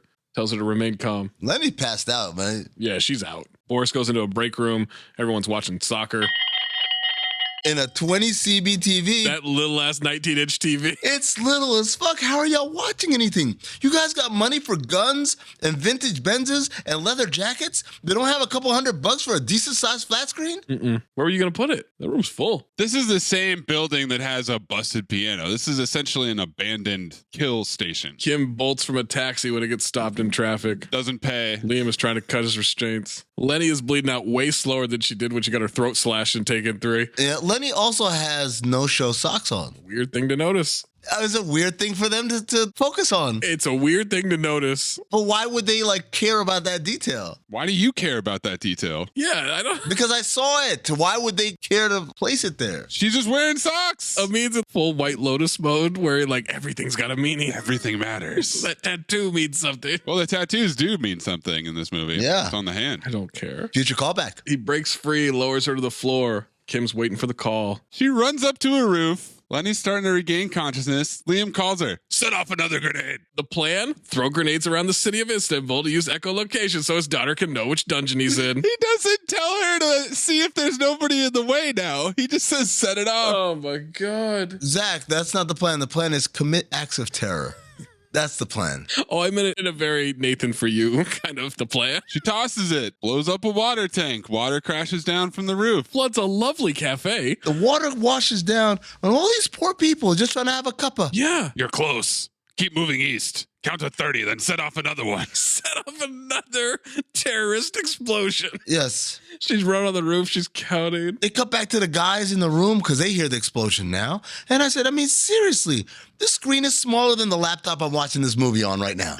It's a tiny, tiny TV. He starts messing with the steam pipe in the room. Busts it open. Look for a white cloud of steam. I see it. Just like that. That easy, guys. That's how you find someone in Istanbul. Yeah. 3 grenades and a steam pipe. Well, a stovepipe. Whoa. Nobody called anybody an SP. She gets there as the main Albanian. Goes in the room to check on Liam and Lenny. Liam says to drop the gun down the vent. She notices there are goons on the roof coming after her. Drops the gun and run. Dad! They're coming! Ooh-hoo-hoo. Thank you for that exposition. Liam gets the gun, reaches for the clip. Guy walks in the room. He sees Lenny sitting on the ground, dying slower than she does in Taken 3. I really cannot believe how quickly she dies in Taken 3. We don't know how quickly she dies because he walks in, she's dead. In enough time to go get bagels? No, because she never texted him. That was them sending a misdirect. Oh. She was already dead. He goes to shoot the henchman, but he forgot to put in the firing pin. Memory. He tells Lenny he's coming back. I don't think she's comprehending, buddy. No. I don't think she knows the fucking word you're saying. That's more for him than for her. She's in shock and bleeding from the throat. Unfortunately for the Albanians, a goal happens in the soccer match. It distracts them. He's got a gun to one guy's head as he walks in the room. Finally, the guy screams. Liam lights up his chest. Time for a fight scene. Goon hits him with a bottle. Liam pistol whips him. Shoots another guy reaching for a gun. Guy tries to kick him. He shoots his toes off before killing him. He's out of bullets as an old man tries to kill him with, what is that, a fire extinguisher or something? He's definitely not out of bullets. He just cocked the gun. He chokes the old man out with the gun. Reloads, headed to the rooftop to find Kim. Ambling about up on the roof. Kim's running. She leaps from one to another like Tom Cruise, man. The dude chasing her is clearing buildings in a single bound like Hancock. Mm-hmm. Just fucking jumping like Hulk 300 fucking kilometers in one leap. Between Kim's jump and the grenade throw, I think she's more athletic than we thought. We know she's not a singer. Not a singer, and academia is not her shit either. But maybe, just maybe, the track team. Or the parkour team. Should be a decathlete. The guy jumps after her and gets clotheslined by a wire that apparently wasn't there when she jumped, and he goes crashing to the ground. And then the other guy doesn't get affected by it either. More rooftop running to a dead end. She grabs a pipe and turns around. You trying to get it? Guy has a gun, makes her drop to her knees. Liam shoots him, and Kim is directly in the line of the shot. Yeah. Seems kind of risky. Also, all these people are supposed to be kept alive. This guy was going to violate orders and kill her. Yeah. She's crying, screaming, Dad. Says mom is safe. She's not. Lies. She's really not. I didn't lie, Annie. I just didn't tell you certain things.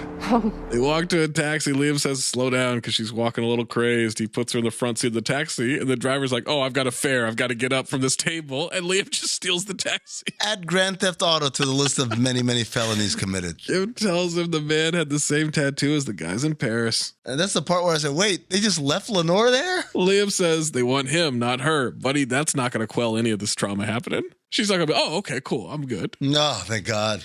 Some Albanians come back to the room of dead guys. Now they're searching. Liam pulls up to the spot, says to wait 5 minutes. If he doesn't show up, go straight to the American embassy. Impossible. Much like an American ninja, there's no such thing.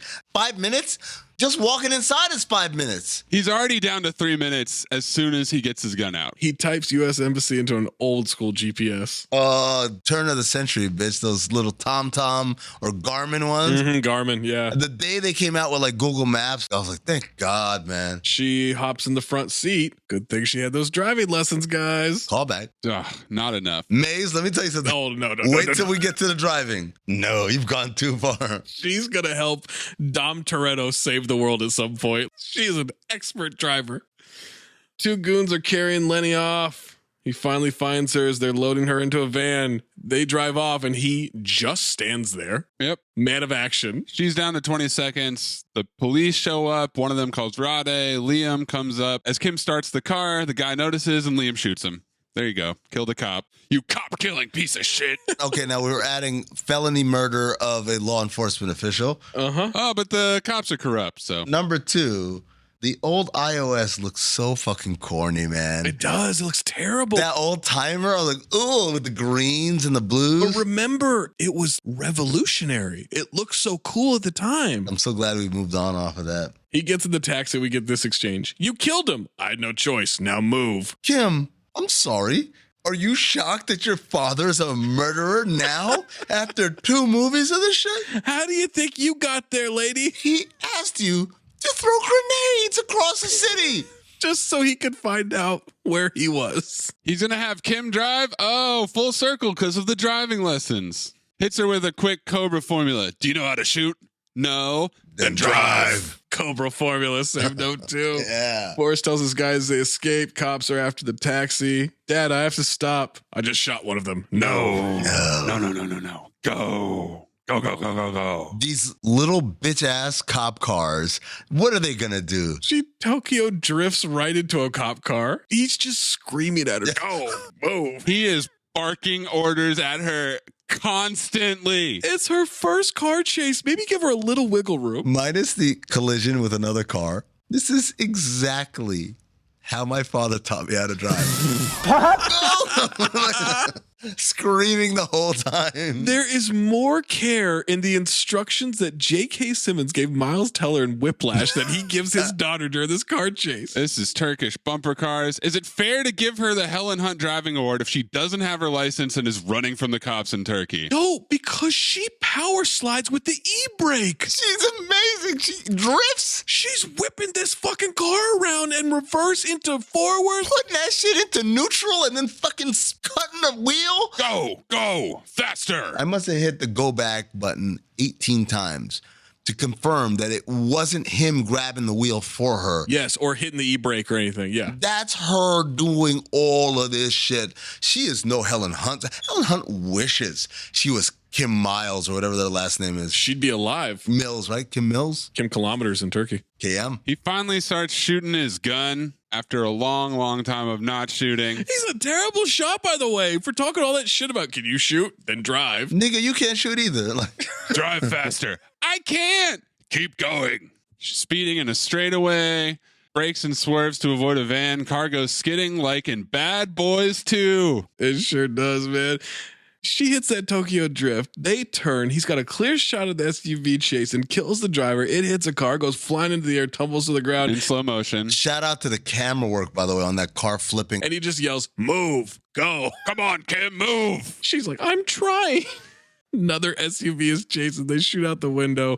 Liam uses Game Genie to have unlimited ammo. There's no way he's got this much ammo on him. Absolutely not. He didn't have his briefcase. She just brought him a gun. Now they're at a train yard. Oh, we've got a train crossing, boys. I love a train crossing in a car chase. Faster, Kim. I can't. She floors it across the tracks. Other SUV gets T-boned. Hey, T-bone. Blaring its horn. Car explodes while being pushed. See a bunch of soldiers in front of the embassy. It's like, once again, Bad Boys 2 going to Guantanamo Bay. Menage that note, boys. They arm all of their guns. He says, crash into it. The soldiers will move. Buddy, they got 50 cals. They open fire on them with high caliber rifles. They're not shooting you with handguns.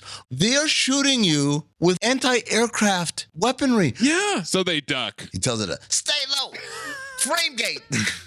They light it up, man. That bullet is going through the radiator, through the engine, and tearing you the fuck up. Yeah. That car is being torn asunder. Yes. Getting hit by these bullets. It's going to be dust by the time he gets to that booth. My note was literally no chance, like Bad Boys 2. No chance. They crash through the parking booth, drive up the stairs, and skid to a halt. Soldiers converge. He asks if she's okay. Siren going off in the background. Over the loudspeaker, they say, "Nobody shoot! It's a suicide bomber!" He calls Sam, tells them where they are. They're golfing so they can wear more stupid hats. Sam and the boys! I said, Sam, do you want to answer your fucking phone?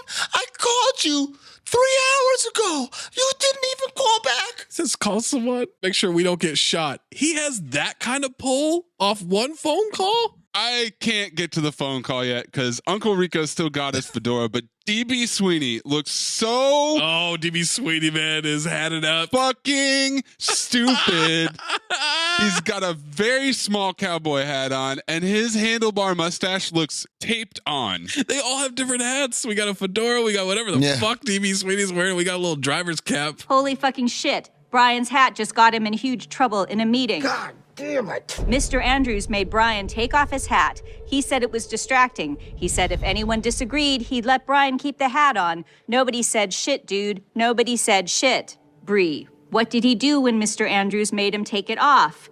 Vincent, he took the hat off and he hid his head in his hands. You could tell he was crying. He kept saying under his breath, "You can't fucking do that." Then Mr. Andrews said, "What's that, Brian?" And he said nothing. And then a minute later, he said, "It's not a distraction." The guy at the store said I'm the only guy he's ever seen pull it off. Mr. Andrews asked him how much it cost, and he said, "It's illegal for you to ask me that." And Brian said, "I'm putting the hat back on. I don't care what happens to me." Mr. Andrews said, "Just take the hat off, Brian." "No, I'm not taking the fucking hat off." Then he stood up and said, "I've never fought for anything in my entire life. I'm fighting for this hat." He went to slam his hand down on the table, but he hit his water bottle and it spilled all over his laptop. And then I swear to fucking God, he tried to roll the hat down his arm like Fred Astaire, but the back flap got trapped around Rick's wheelchair. The boys are golfing. Boys are back in town. Can we just talk about basketball? God. All they do is cook out and play golf. Yeah, and then they do little missions here and there. It's a good life. My favorite part of the call is when he says, "Don't ask." Okay. All right. No explanation necessary. Sorry, buddy. I'm going to need to ask, okay? Sam absolutely has that pull with the embassy. He's just one call away. Hold on, boys. Bry's in trouble. Crack work from his backup team here. Kim knows Mom didn't get away. Is she dead? No, Kim. That's happening next movie. No, but they have her, and they'll use her until they get what they want. Me. He's a narcissist. He was the one that was taken, Zach. I don't know if you know that. Kimmy, it's gonna be okay. It's okay. Kim, listen. I have to find them and bring your mom back. And then I have to make sure these people never bother us again in our lives. What are you gonna do? What I do best. Oh, and then that's when everyone popped. Yep. Put on a poster. Rade comes in to see Lenny. "Mrs. Mills. What should I do with you, Mrs. Mills?" Did anyone get Jack Palance vibe? Yes. You're not really talking to the person. You're just talking to talk. Absolutely. Gabriel Cash. You know, like, Well, there's absolutely no reason for Rade to be talking to her. She can't give him any info. Nope. He's using her as bait. Call the prayer over Istanbul. Liam's walking through the courtyard where he was taken. Flashbacks to earlier in the movie. He tells her, you didn't do anything to me or my family. You didn't kill my son. But your husband did. And I said, technically we're divorced. Ex-husband. Now he betrayed you by choosing to save your daughter instead of you. Is that how parenting works? That's not what happened at all. Yes. He left you here like a dog. This dude likes to convert everything into dog ears, doesn't he? Loves dogs, yeah. A lot of dog analogies in this movie. But then she drops a bomb. At least my daughter is still alive. Jesus, Lenore. Ooh, that's cold-blooded. Emotional terrorism runs in that family too. More Liam walking through Istanbul. Birds swarming. Birds.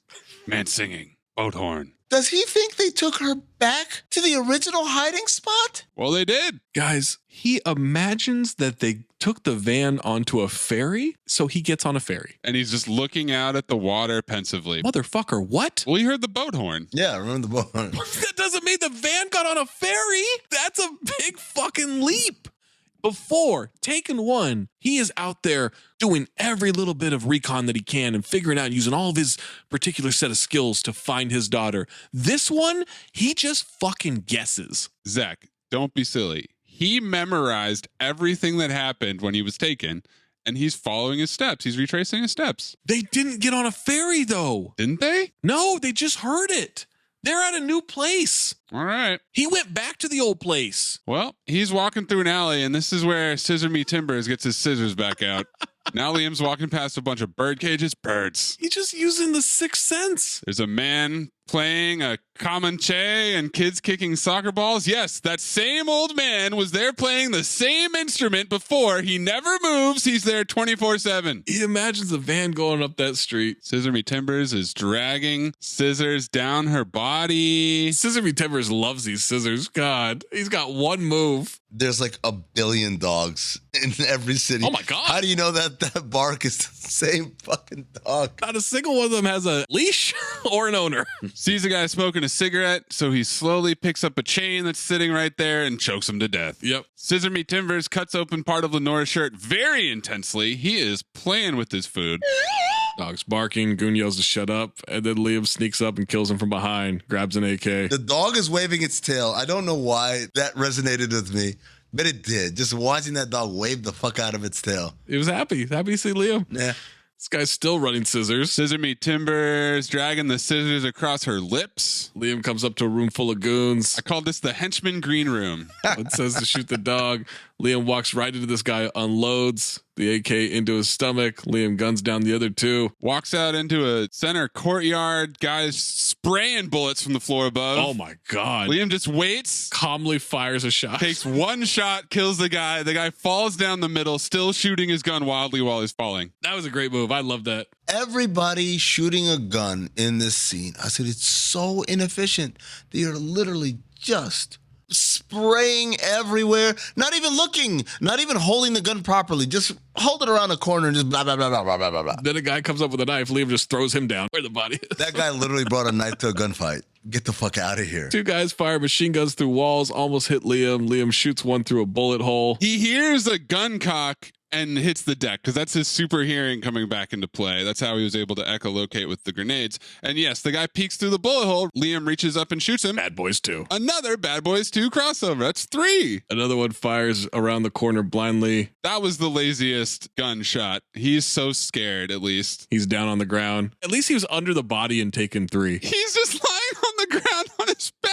He's just lying on the ground. Just right below him. I liked that Taken 3 took it back to the old school so many times in the way that Taken 2 didn't. Right. Almost as if to say, people really didn't like how you deviated from how we did it in the first Taken. Let's bring it back. Well done, Luke. It is not easy for him to get up from the floor either. No. It is so herky-jerky. We see a slow-mo shot of the bullet casing hitting the ground. All-time action movie staple. Oh, yeah. Love that. That's when one of the goons was just fucking spraying indiscriminately to the point where he emptied his clip. He sees the guys taking Lenore to the bathhouse, walks after them, goes hand-to-hand with a guy, stabs him with the handle. Eventually, Liam shoots him. They go to the streets with her. He's chasing through a market. Goes through one of these little bazaar stalls, and the guy's like, hey, you want to buy this? And he says, get lost. And I said, because no one says get lost anymore. Yeah, no one says get lost anymore. Get lost is done out of the lexicon.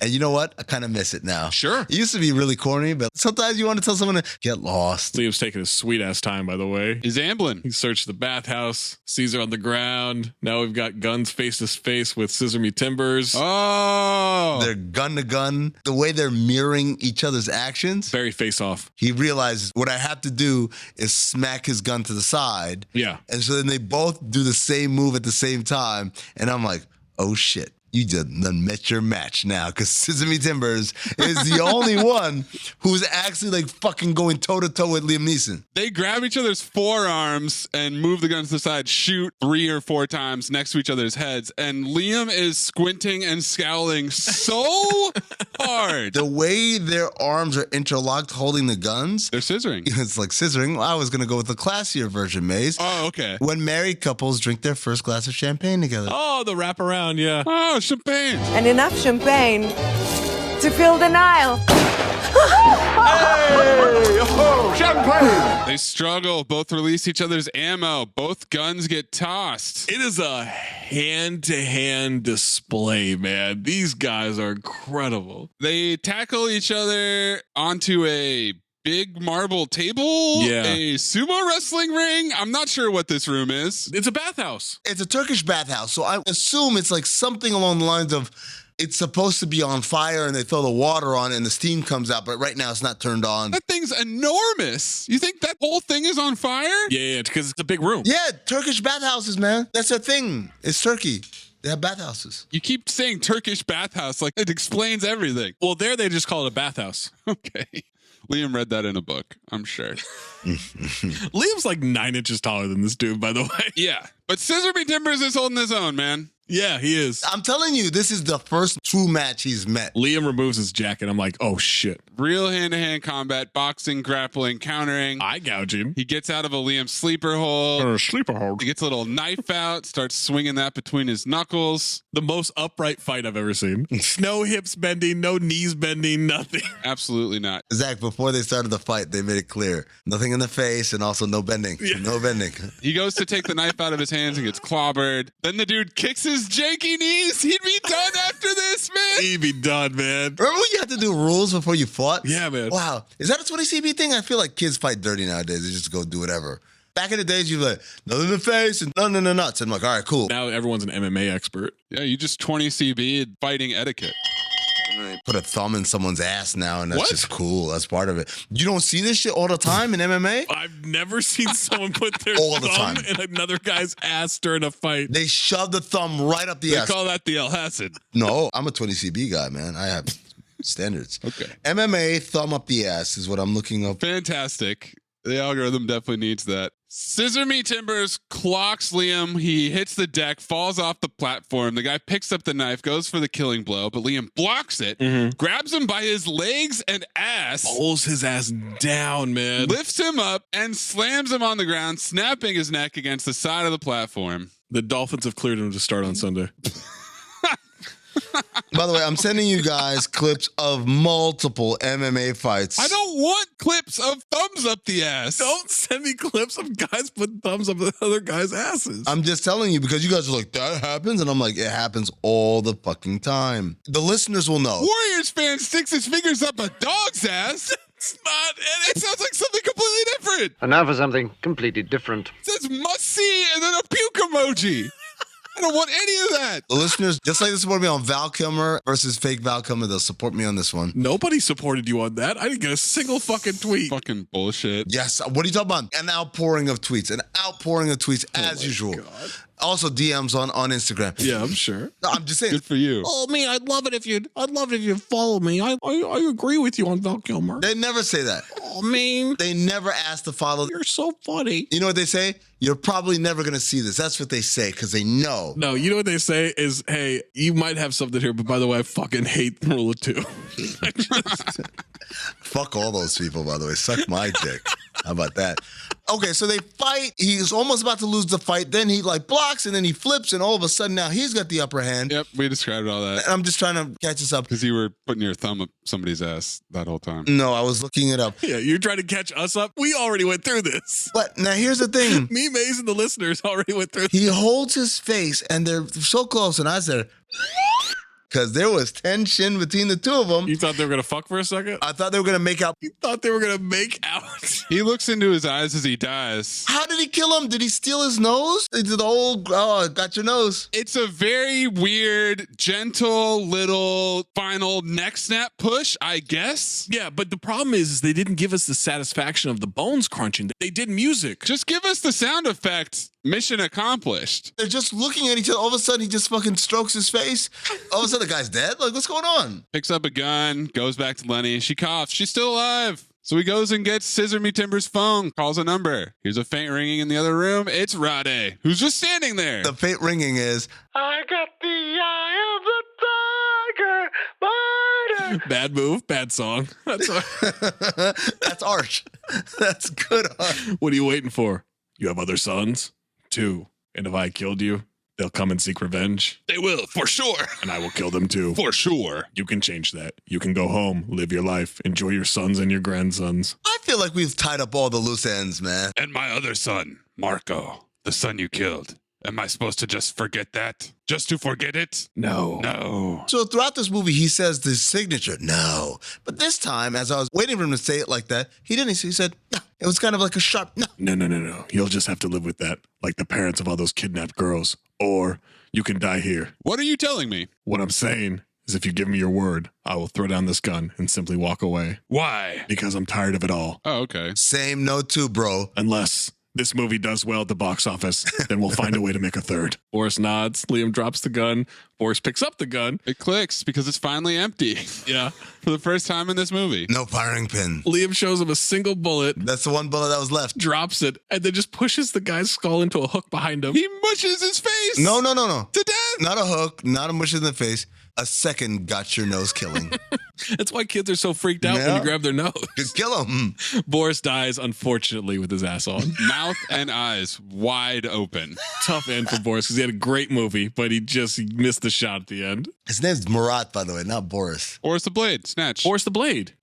What? Boris the Blade from Snatch. I've been calling him Boris this whole fucking show. I've been calling him Rade. I've been calling him Murat the whole time. I thought you were just fucking up his name. Yeah, okay, so we're all hitting all the buttons here. All right, cool. All right, no. I'm just, just throwing it out there. I called her Olivia Cockburn the whole fucking movie.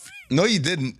Did you? I changed it. Didn't I? Once Maze said her name was Cockburn. Say didn't I, you stupid fuck. Just say didn't I, you dumb fuck. I said, did you? And you said, didn't I? And I said, welcome to Cinephobe. Maze said that her real name was Cockburn. He said it. Why are you not knowing showbits all of a sudden? Did you go to Scotland and just fucking lose all this institutional knowledge? I drank a lot there. I just didn't get drunk. I drank a lot today.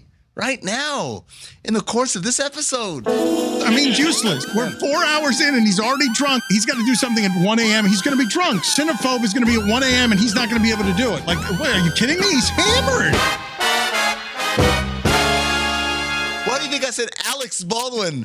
Why do you think I said Alex Baldwin 3 hours ago? I knew you were fucking covering. I knew it. I was drunk. You lying piece of shit. I was drunk on my ass. And I slurred and I was like, lying shit. Piece of shit. I fucking knew it. I didn't lie. I just didn't tell the whole truth. Lenny comes back to life again. She's alive. Tells her they're safe. She asks about Kim. She's safe. More crying. Bloody trembling. We're all safe. 3 weeks later. Yeah, Zach's happy. This is so fucking funny. He's stressed. He's sitting on a bench. Well, what's happening? Oh, it's for the driving test. Film noir. And this guy has terrible shoes on. He has the worst shoes in movie history, man. They're not comfortable. They're not stylish. They're not even tactical. No, not at all. Bell and Howell would never put out that shoe. They're orthopedic, obviously, because he has no ligaments in his legs. He can't move his hips. He's whispering instructions from the sidelines to himself. Line it up. That's it. Now, begin to cut. Not too fast. Not too fast. Straighten it out. Straighten. Straighten. That's it. Stop. Perfect. No, okay. Guys, I've gone like 17 hours right now. I haven't said anything problematic. What? And now I got to say one. That's not true. You were just talking about putting your thumb up people's ass. You sang "Come in Her Eye Hole." Okay, here we go. Zach and I both had problematic things you've said chambered. This is how I narrate while I'm getting head. Okay. Line it up. That's it. Now begin to cut. Not too fast. Not too fast. Straighten it out. Stop. Straighten. That's it. Stop. I was like, yo. I'm problematic. It's a problem. Lunel is the driving instructor, grading on a clipboard. Yeah. Well, perfect score. Congratulations. Oh. Tells Liam, I was perfect. I've been saying that since the day you were born. I love when you guys do Liam. Both of you guys, you do it. It's so ridiculous. Pretty locked in on the Liam Neeson voice at this point, man. Yeah, man. Yeah, the voice kills me every time I hear you guys do it, man. What would you like to do to celebrate? I've got an idea. I'll drive the Malibu Pier again. Callback from Taken 3. Future callback. I thought she was going to say, I got an idea. Let's go to Tijuana. No kidnappings there. Let's go to Romania. Ruby's Cafe, milkshakes. Lenny's there. She and Liam are same side boothing. Mm-hmm. No. I just ordered 3 milkshakes. But there's a 4th. Kim ordered the 4th. Yeah? For who? In walks Jamie. Liam's face falls. Liam is going to murder this guy. He says, Jamie. Shooting daggers at him. Lenny has to elbow him and tell him to behave. It's cool if he joins us. Of course. He snaps out of it, shakes his hand. Progress. Don't shoot this one. I really like him. Everybody laughs. I'd be like, motherfucker, what? Zach, that's why I said, hey, Dad, let's make casual references to the string of murders you committed, including a law enforcement officer. Oh, my God. I was shocked. We like to have fun here. I was blown away that she could so casually make a joke. That's the last line of the movie, Amin. Yes, yeah. I always like to think of, that was the last line. They thought that was going to tie this one up. That's the last line. Don't shoot this one. I like him. Because it's funny. Mr. Reynolds, what are you doing? Yeah, I found this backstage. Oversized hat. It's funny. No, it's not. Sure it is. It's funny. It's funny because it's bigger than a normal hat. The trauma. Maze. The trauma. Sweeping shot of the pier, we roll credits. It might be the exact same B-roll shot as Taken 3. I think it is the exact same shot. Yes, it is. Because it's the same time of day and everything. That's how I do. Before we get to trivia, would you guys like some of these deleted scenes? Yeah, go ahead. Deleted scene number 1. Airplane lands in Albania. Caskets come off the plane. The airport guys and the bad guys are all speaking in Albanian, which is, I think, why this scene was cut, because they're like, oh, we can't have some Albanians not speaking Albanian and everyone else is. There's the guy saying, hey, wait, you can't take these caskets till you fill out the paperwork. The bad guys want the bodies now, and they pull out guns, and that's the end of the scene. Rewatching the intro to the movie, I noticed the opening credits, they're splicing in actually clips from that scene. Oh. Deleted scene number 2. Lenore and Kim are talking about Liam romantically. Like, oh, are you guys going to get back together? Why would you say that? Da-da-da. They're doing a lot of cutesy references. She's trying to get her parents back together. And then Lenore says, I don't think about your dad like that anymore. Kim says, really? And then there's a knock on the door, and that's when Liam comes in. And that is actually the lead-in to Lenore deciding she's not going to go out with them after all and just going to take a bath. Oh, that's up in the hotel room. Yep. Deleted scene number 3. Remember when they're transporting Lenore from the safe house to the van to take her around town to bring her back to the same safe house, apparently? And they're going down that little hallway or alley or whatever. Liam actually catches up to them in this deleted scene and deals with the 2 guys and saves her before they get to the van. I guess they deleted it because it didn't fit with the rest of the story. Delete scene number 4. When they find out that Liam has escaped and has killed everyone, they call Murat. He says, go to the shop and get some men, to the other henchmen who are not wearing leather jackets, and that's the end of that scene. And then finally, this is the most important one. There's a deleted scene of a foot chase where Liam is chasing Sesame Timbers and Murat through the streets of Istanbul. Oh. And there's a lot of shots of Liam running. Guys, That might be my golden dumpster. Liam Neeson running. Wait, I saw that. That's when I said he was taking a sweet time. Was he ambling back and forth between trains and shit? He was ambling like fucking crazy. Yes. I was fucking dying because they did him no favors. I think that's half of the extra time that they put in there, the extra 10 minutes. It was a strong 7 minutes of him just running. Well, not running, but well, whatever it is you call what he does. Who cares if you lose the game? You got this off your chest. I mean, it's just one night of bar trivia. Ooh. One night of bar trivia is sacrosanct to us. Trivia is sacrosanct. Although this movie mostly involves Albanian mafia and thugs, there's only one member of the cast who is actually Albanian. That's a shocker. Why wouldn't they have a bunch of Albanian people if they were going to speak in English the whole time, Maze? The movie was shot as an R-rated film, but was later edited down to a PG-13 for its theatrical release, just like its predecessor and its sequel. Just like its father. His father before him. When production was announced, it was not immediately clear if Liam Neeson would return for the lead role, and Mickey Rourke was considered as a replacement. What? That was my favorite trivia. That would have been terrible, man. That would not have worked out. I mean, would it be him playing Brian Mills or would it have been a different taken story? Yeah, is this like a Renner situation? Or a D.B. Sweeney situation? Also, prayers up for Jeremy Renner. Whatever. What? Whatever. Jesus Christ. We just move on. Rade Srbica performed in 2 movies with very similar sounding names. Taken 2, the movie we just watched, and Tekken 2. Those movies came out 2 years apart. Taking 2 years for those to come out. Brian Mills decides to teach Kim self-defense after being taken in the first movie. Yeah, just throw grenades. That's self-defense. Become a terrorist. Zach, can you guess how many people died in this movie? Oh, man. I would say 40? Not bad. 30. It was 30. Okay. I'm guessing henchmen and other people, which goes back to my whole thing where Americans view life on levels, that any of these people who died, including this police officer who's just doing his goddamn job, it's okay because he's not American. I shot a Turkish cop, but I'll be fine. I'm going to have milkshakes by the end of this movie.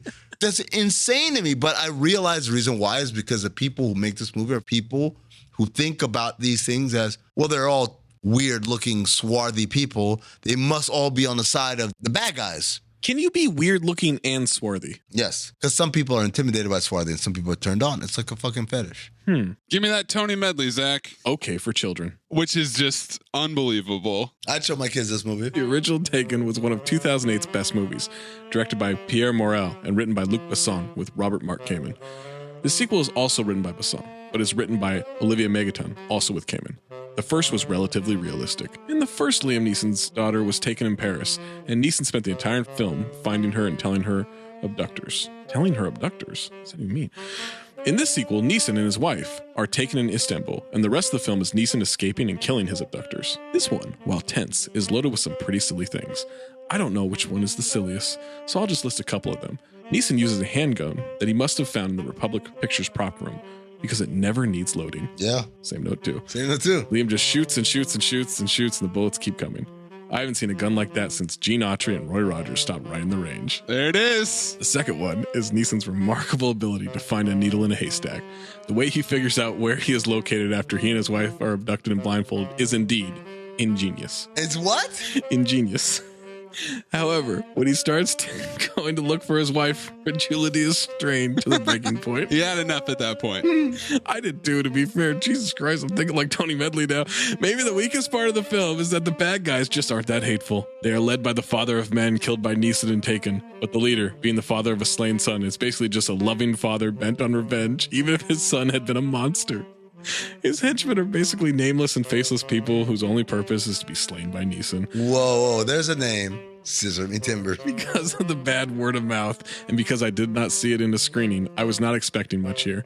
So I was pleasantly surprised when I spent a relatively entertaining hour and a half. The cinematography of Istanbul is particularly rewarding, and the actors all give fine performances. Amin, what do you think? At first, I thought he was shitting on it, but now, is this like a 6 out of 10? 7 out of 10. Close. Oh my God, he loved it. He loved that shit, man. He really loved it. This shit doesn't make any sense, but, you know, a loving father. A couple of loving fathers just cutting it up. Scissor Me Timbers was doing the cutting. He was. He barely cut. He just liked to run scissors along people. I'd like you all to do an experiment on a plant, something that may benefit mankind. And if you devise something groundbreaking, I guarantee you a A in this course. Oh, well, hold on, man. You firing me? You can't do that, Lionel. Look, man, if you don't want me to have a foreman job, I understand, but I need my fucking job, man. Lewis Pinnock Accent Award. I think it's got to be Rade, even though that's just his voice, because he's got a great voice. Yeah.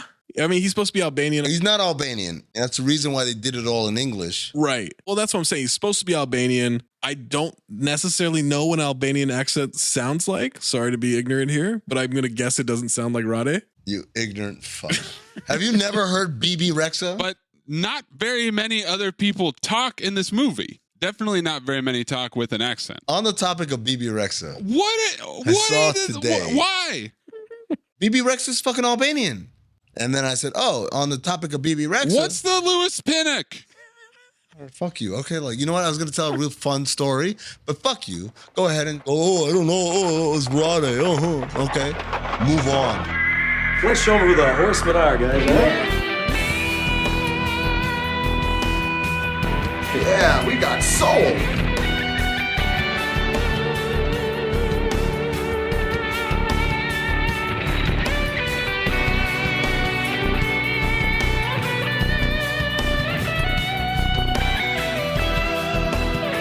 Five Horsemen. Poppy talk or reverse poppy talk, because that's what this whole movie's about. And there's a lot of exposition as well. I'd say reverse poppy talk. I'm not mad at reverse poppy talk. This motherfucker Rade really fucking had a hard on. Rade's talking about his son, Marco, from Tropojë. His other sons, his grandsons. And Liam's talking about his daughter the whole time. So, yeah. Can you call someone basically just a loving father bent on revenge, even if his son had been a monster, when the father is like, yeah, I'm going to send you to the lowest brothel? Do you want to do the same kind of evaluation on Liam fucking Neeson's character in this movie? Exactly.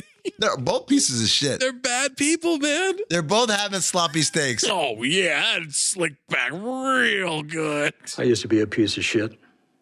Spiked up blonde hair, little bitty jeans, chicken spaghetti at Ciccolinis. People can change. Breathe in through nose, out the mouth. Ass on, ass off. Teddy Rex, Moosey Teddy Rex. Teddy Rex, Moosey Teddy Rex. Ass on, fucking ass off. Ass on, fucking ass off. Michael Biehn Memorial Ass On Award. D.B. Sweeney is Bernie. The way he said lay money, I didn't buy it at all. Not to mention his stupid hat and his stupider mustache. He doesn't know how to wear a hat. Clip one more clip from the fucking hat trial. Nobody said shit, dude. Nobody said shit. Maggie Grace is kind of bad at the beginning, but she's fine at a certain point. The way she threw that grenade, man. Yeah, I think it's D.B. Sweeney. Really? The second he was out there, I pegged. I was like, this dude's ass on. Lenore doesn't get any fucking... She was great. What are you talking about? Lenore? Yes. I'm going to take a bath. That's how a mom would be on a vacation. What are you talking about? I've got moves too. Finger guns. That one was ass off. It's the same shit. No, it's not. Wearing ankle socks? Wearing no shows. Oh, yeah, right. No shows. Bombas or whatever they call the ones that I get targeted ads for when I'm not getting targeted ads for lube. Jesus Christ. Or condoms. What was it? No Tears Lube or something? Solo play. Solo play is what they called it. Carl Weathers Memorial Ass Off Award. I enjoyed Scissor Me Timber's performance, but I think it's Liam Neeson as Brian Mills. It's Liam. Liam's fantastic in this. Amblin Entertainment. What is another nominee? Rade was good too. Except he died with his ass on? Yeah. Who else? Who else? Sesame Timbers is good. Sesame Timbers was fucking good. Yeah. Toe to toe with Liam Neeson is no small feat. And he had small feet because he was real short. Oh, I forgot. There was one other nominee. I take it back. Moped guy who crashes into the fucking... The teddy bear. Oh, and the Yeah, it's Liam Neeson. Yes. Yes. Are you good at keeping secrets? Absolutely. Because I've got a present for you. Secret present outside by the dumpster. Is it a baseball mitt? It fits you like a baseball mitt, like a glove. I hope. Golden Dumpster nominees. It's got to be a sweet, man. Rade completely ignoring that his son was a sex trafficker whenever Liam brings it up. Liam triangulating his location thanks to his daughter throwing grenades and echolocation. Liam making his daughter drive in a car chase and barking orders at her the whole time. The final showdown with Scissor Me Timbers and Liam whispering while she's doing the parallel parking during the driving test. But for me, it's the grenade echolocation, man. Much like him lighting his bullet hole on fire. Not just putting something hot to it, right? Not just cauterizing the wood, but like lighting it on fire, like it was a flaming Dr. Pepper. He poured alcohol on it and then just set it ablaze. We've had that. We had the fucking magnets in 6 Underground that I thought was so fucking cool. The grenade echolocation. I mean, I made sure to go to bed last night when I got to that scene so I could be fresh in the morning for it. When she starts chucking those fucking grenades around like a goddamn terrorist and she blows up someone's car when they're just at work, she blows up that water tower and just terrorizes the people below, and who knows where that shrapnel went. That is so fucking funny as an idea. It is ingenious. I'm with Mayes. It's got to be the grenade echolocation. Well, hate to break it to you guys, but I came down for 2 nominees for me, neither of which was the grenade echolocation, which I was just mortified by. Wow. I didn't know you could be mortified. You were mortified. I was mortified. This did it.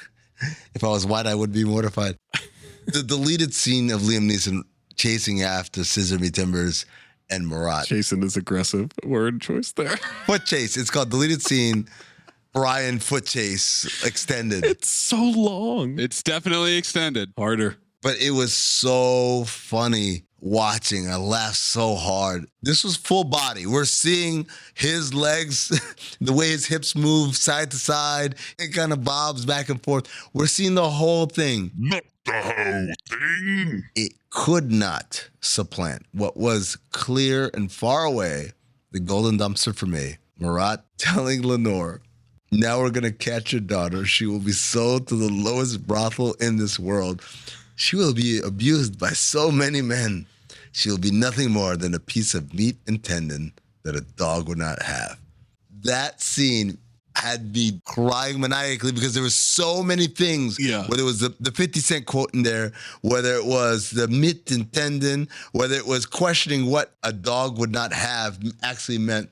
I was like, this is clearly my golden dumpster. Well, Mayes, you picked it, motherfucker. Full profile. The only thing that stuck with me from this movie was the grenade echolocation. Nothing surpassed it, even the rise of Scissor Me Timbers and his triumphant death. It was an experience. It was 90 minutes. Liam Neeson is old, but not quite too old at this point. Not Taken 3 old, not Honest Thief old. Not memory old, definitely not. He's killing people left and right. He loves basketball. He loves basketball and hanging with the boys, making sloppy steaks, being pieces of shit. Slicking his hair back, wearing white bathing suits, white couches. You think this is slick back? This is pushback. It's funny to watch this after Taken 3. I really enjoyed that experience. It's a file, boys. I mean, so I enjoyed Taken 3 a lot. I hadn't watched Taken 2 at all. Hadn't watched Taken 1 in 15 years. But I thought Taken 3 is like, oh, this is a nice little twist on it. So when I went into this, I thought, oh, Taken 2 clearly has to be the better of the 2 sequels. But I found myself just annoyed the whole time by everything. Wow. By his superpowers, by how stupid Kim is. Kim really has grown and matured by Taken 3. She's been hardened by some serious trauma over 2 movies. I know, but I was just like, this is just dumb. A lot of it was dumb. I didn't understand the henchmen being told, hey, capture them alive and just lighting people up. I didn't like that echolocation. What? Get the fuck out of here. Are you out of your fucking mind? Get off this podcast. I just did not like it from a premise of suspension of disbelief. Taken. My respect for you. Like Tony Medley said, and I hate to be the one that co-signs Tony Medley, but it just stretched That's my... not the part that he thought stretched it. It was him retracing his steps that he thought was a bridge too far. That did too. All of them were bridges too far. Very too far. And most importantly, I just didn't like, as much killing as he did in Taken 3, I didn't get the feeling that like, yo, he's killing bad guys. I'm like, okay. This one, he killed so many innocent people. Yeah. And I was just like, why? And it's a faux for me, man. I don't like this movie. Wow. It offended me. Wow. It offended me. Yeah, but memory is good. Got it. Remember, he has Alzheimer's. What's he supposed to do? He doesn't remember. Oh, man. That slurred, didn't it? Shit. Sure did. Ah, shit. Alexander Baldwin. Alex Baldwin. Zach? Oh, man. I fucking love this whole franchise. I celebrate the whole Taken catalog, man. I love it. I love it so much. I've seen all these in the theaters, some of them multiple times in a weekend. I'll admit I didn't remember a lot of this movie other than the grenades and Liam Neeson killing a lot of people. Also didn't remember him being as murderous as he is. I thought Taken 3 was the one where he committed the most crimes. No, it's definitely Taken 2. But dude, this is such an easy file for me. I'm shocked. I legitimately thought Amin would be a file, and I didn't know what Mayes was going to do here. I thought it'd be 90 minutes was going to lock it in as a file for Amin. Did I just block the sweep file bump? I think you did. No, I phobed memory. What? Oh. It was a terrible, terrible fucking movie. What? Oh, then fuck you, Maze. And I feel a lot less guilty. If you phobe memory, then fuck you. You don't deserve on this podcast. Okay. Agreed, yeah. Oh my God. Jeez, I'm slurring hard. It's not good. I don't know if you're going to make this flight, not time-wise, just you might be passed out before you get to it. Have I ever told you the story where I got fucking roofied in fucking Miami and still made my flight? No, but I feel like you just did. Yep, there it is. No, there's so much more to it. No, I'll tell you right now. His memory was taken. If you want to do the thing where you just mute me down, it's all right. But I'm gonna tell you guys a story. I want to tell you guys a story. I don't, not for the pod, but I want to tell you guys. Make sure you're sending us your phobe file, your golden dumpsters, your ass on, ass off, your 5 horsemen, your Lewis Pinnock Award at Talk Hoops. Fucking raped and murdered. You don't give a shit. Amin at Corn Puzzle at Levitard Show on Twitter. My sweet virgin ass just taken from me. I don't think that's virgin. I hope no one's in the studio right now. Next time we make love, you introduce me to Jade.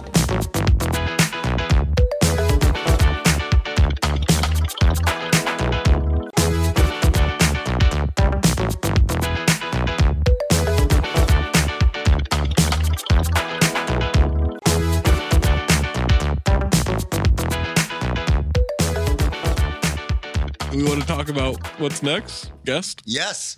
I'm excited about this one. I'm excited about this one too. A legitimate fan of Cinephobe. Amin and I talk to him often on Mad Dog Sports Radio. He is a Super Bowl champion. He's a big man. He's a house of a man. Yeah. Maybe even a new house of a man. Yeah. He played for the Packers. He protected Aaron Rodgers. He played for Bill Belichick. He is an offensive lineman for, I think, about 11 years in the NFL. Yep. Our friend Marshall Newhouse is going to join us. The way we found out, Zach and I have this radio show that we do on Mad Dog Sports Radio Saturday nights, and Marshall's a guy that we would have on, for NFL coverage. This guy has invaluable insight. The second time we had him on, we just finished the interview, and at the end of it, he's like, by the way, I love Cinephobe.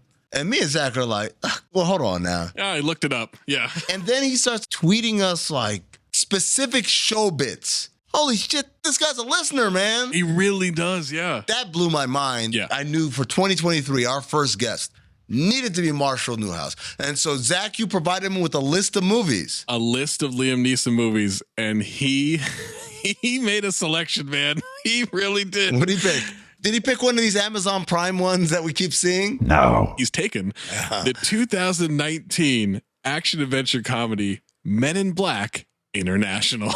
Fuck out of here. No, he didn't. He sure did. No, he didn't. That's right. So we've got Taken 3, Taken 2, and MIB 4. I saw this one in the theater. There's no Tommy Lee Jones. There's no Will Smith. Let me read you Marshall's text. I'm picking MIB, at least to shake it up a bit, knowing it's going to be bad. The sacrifices I make for the pod life. You guys want to hear my roofie story now?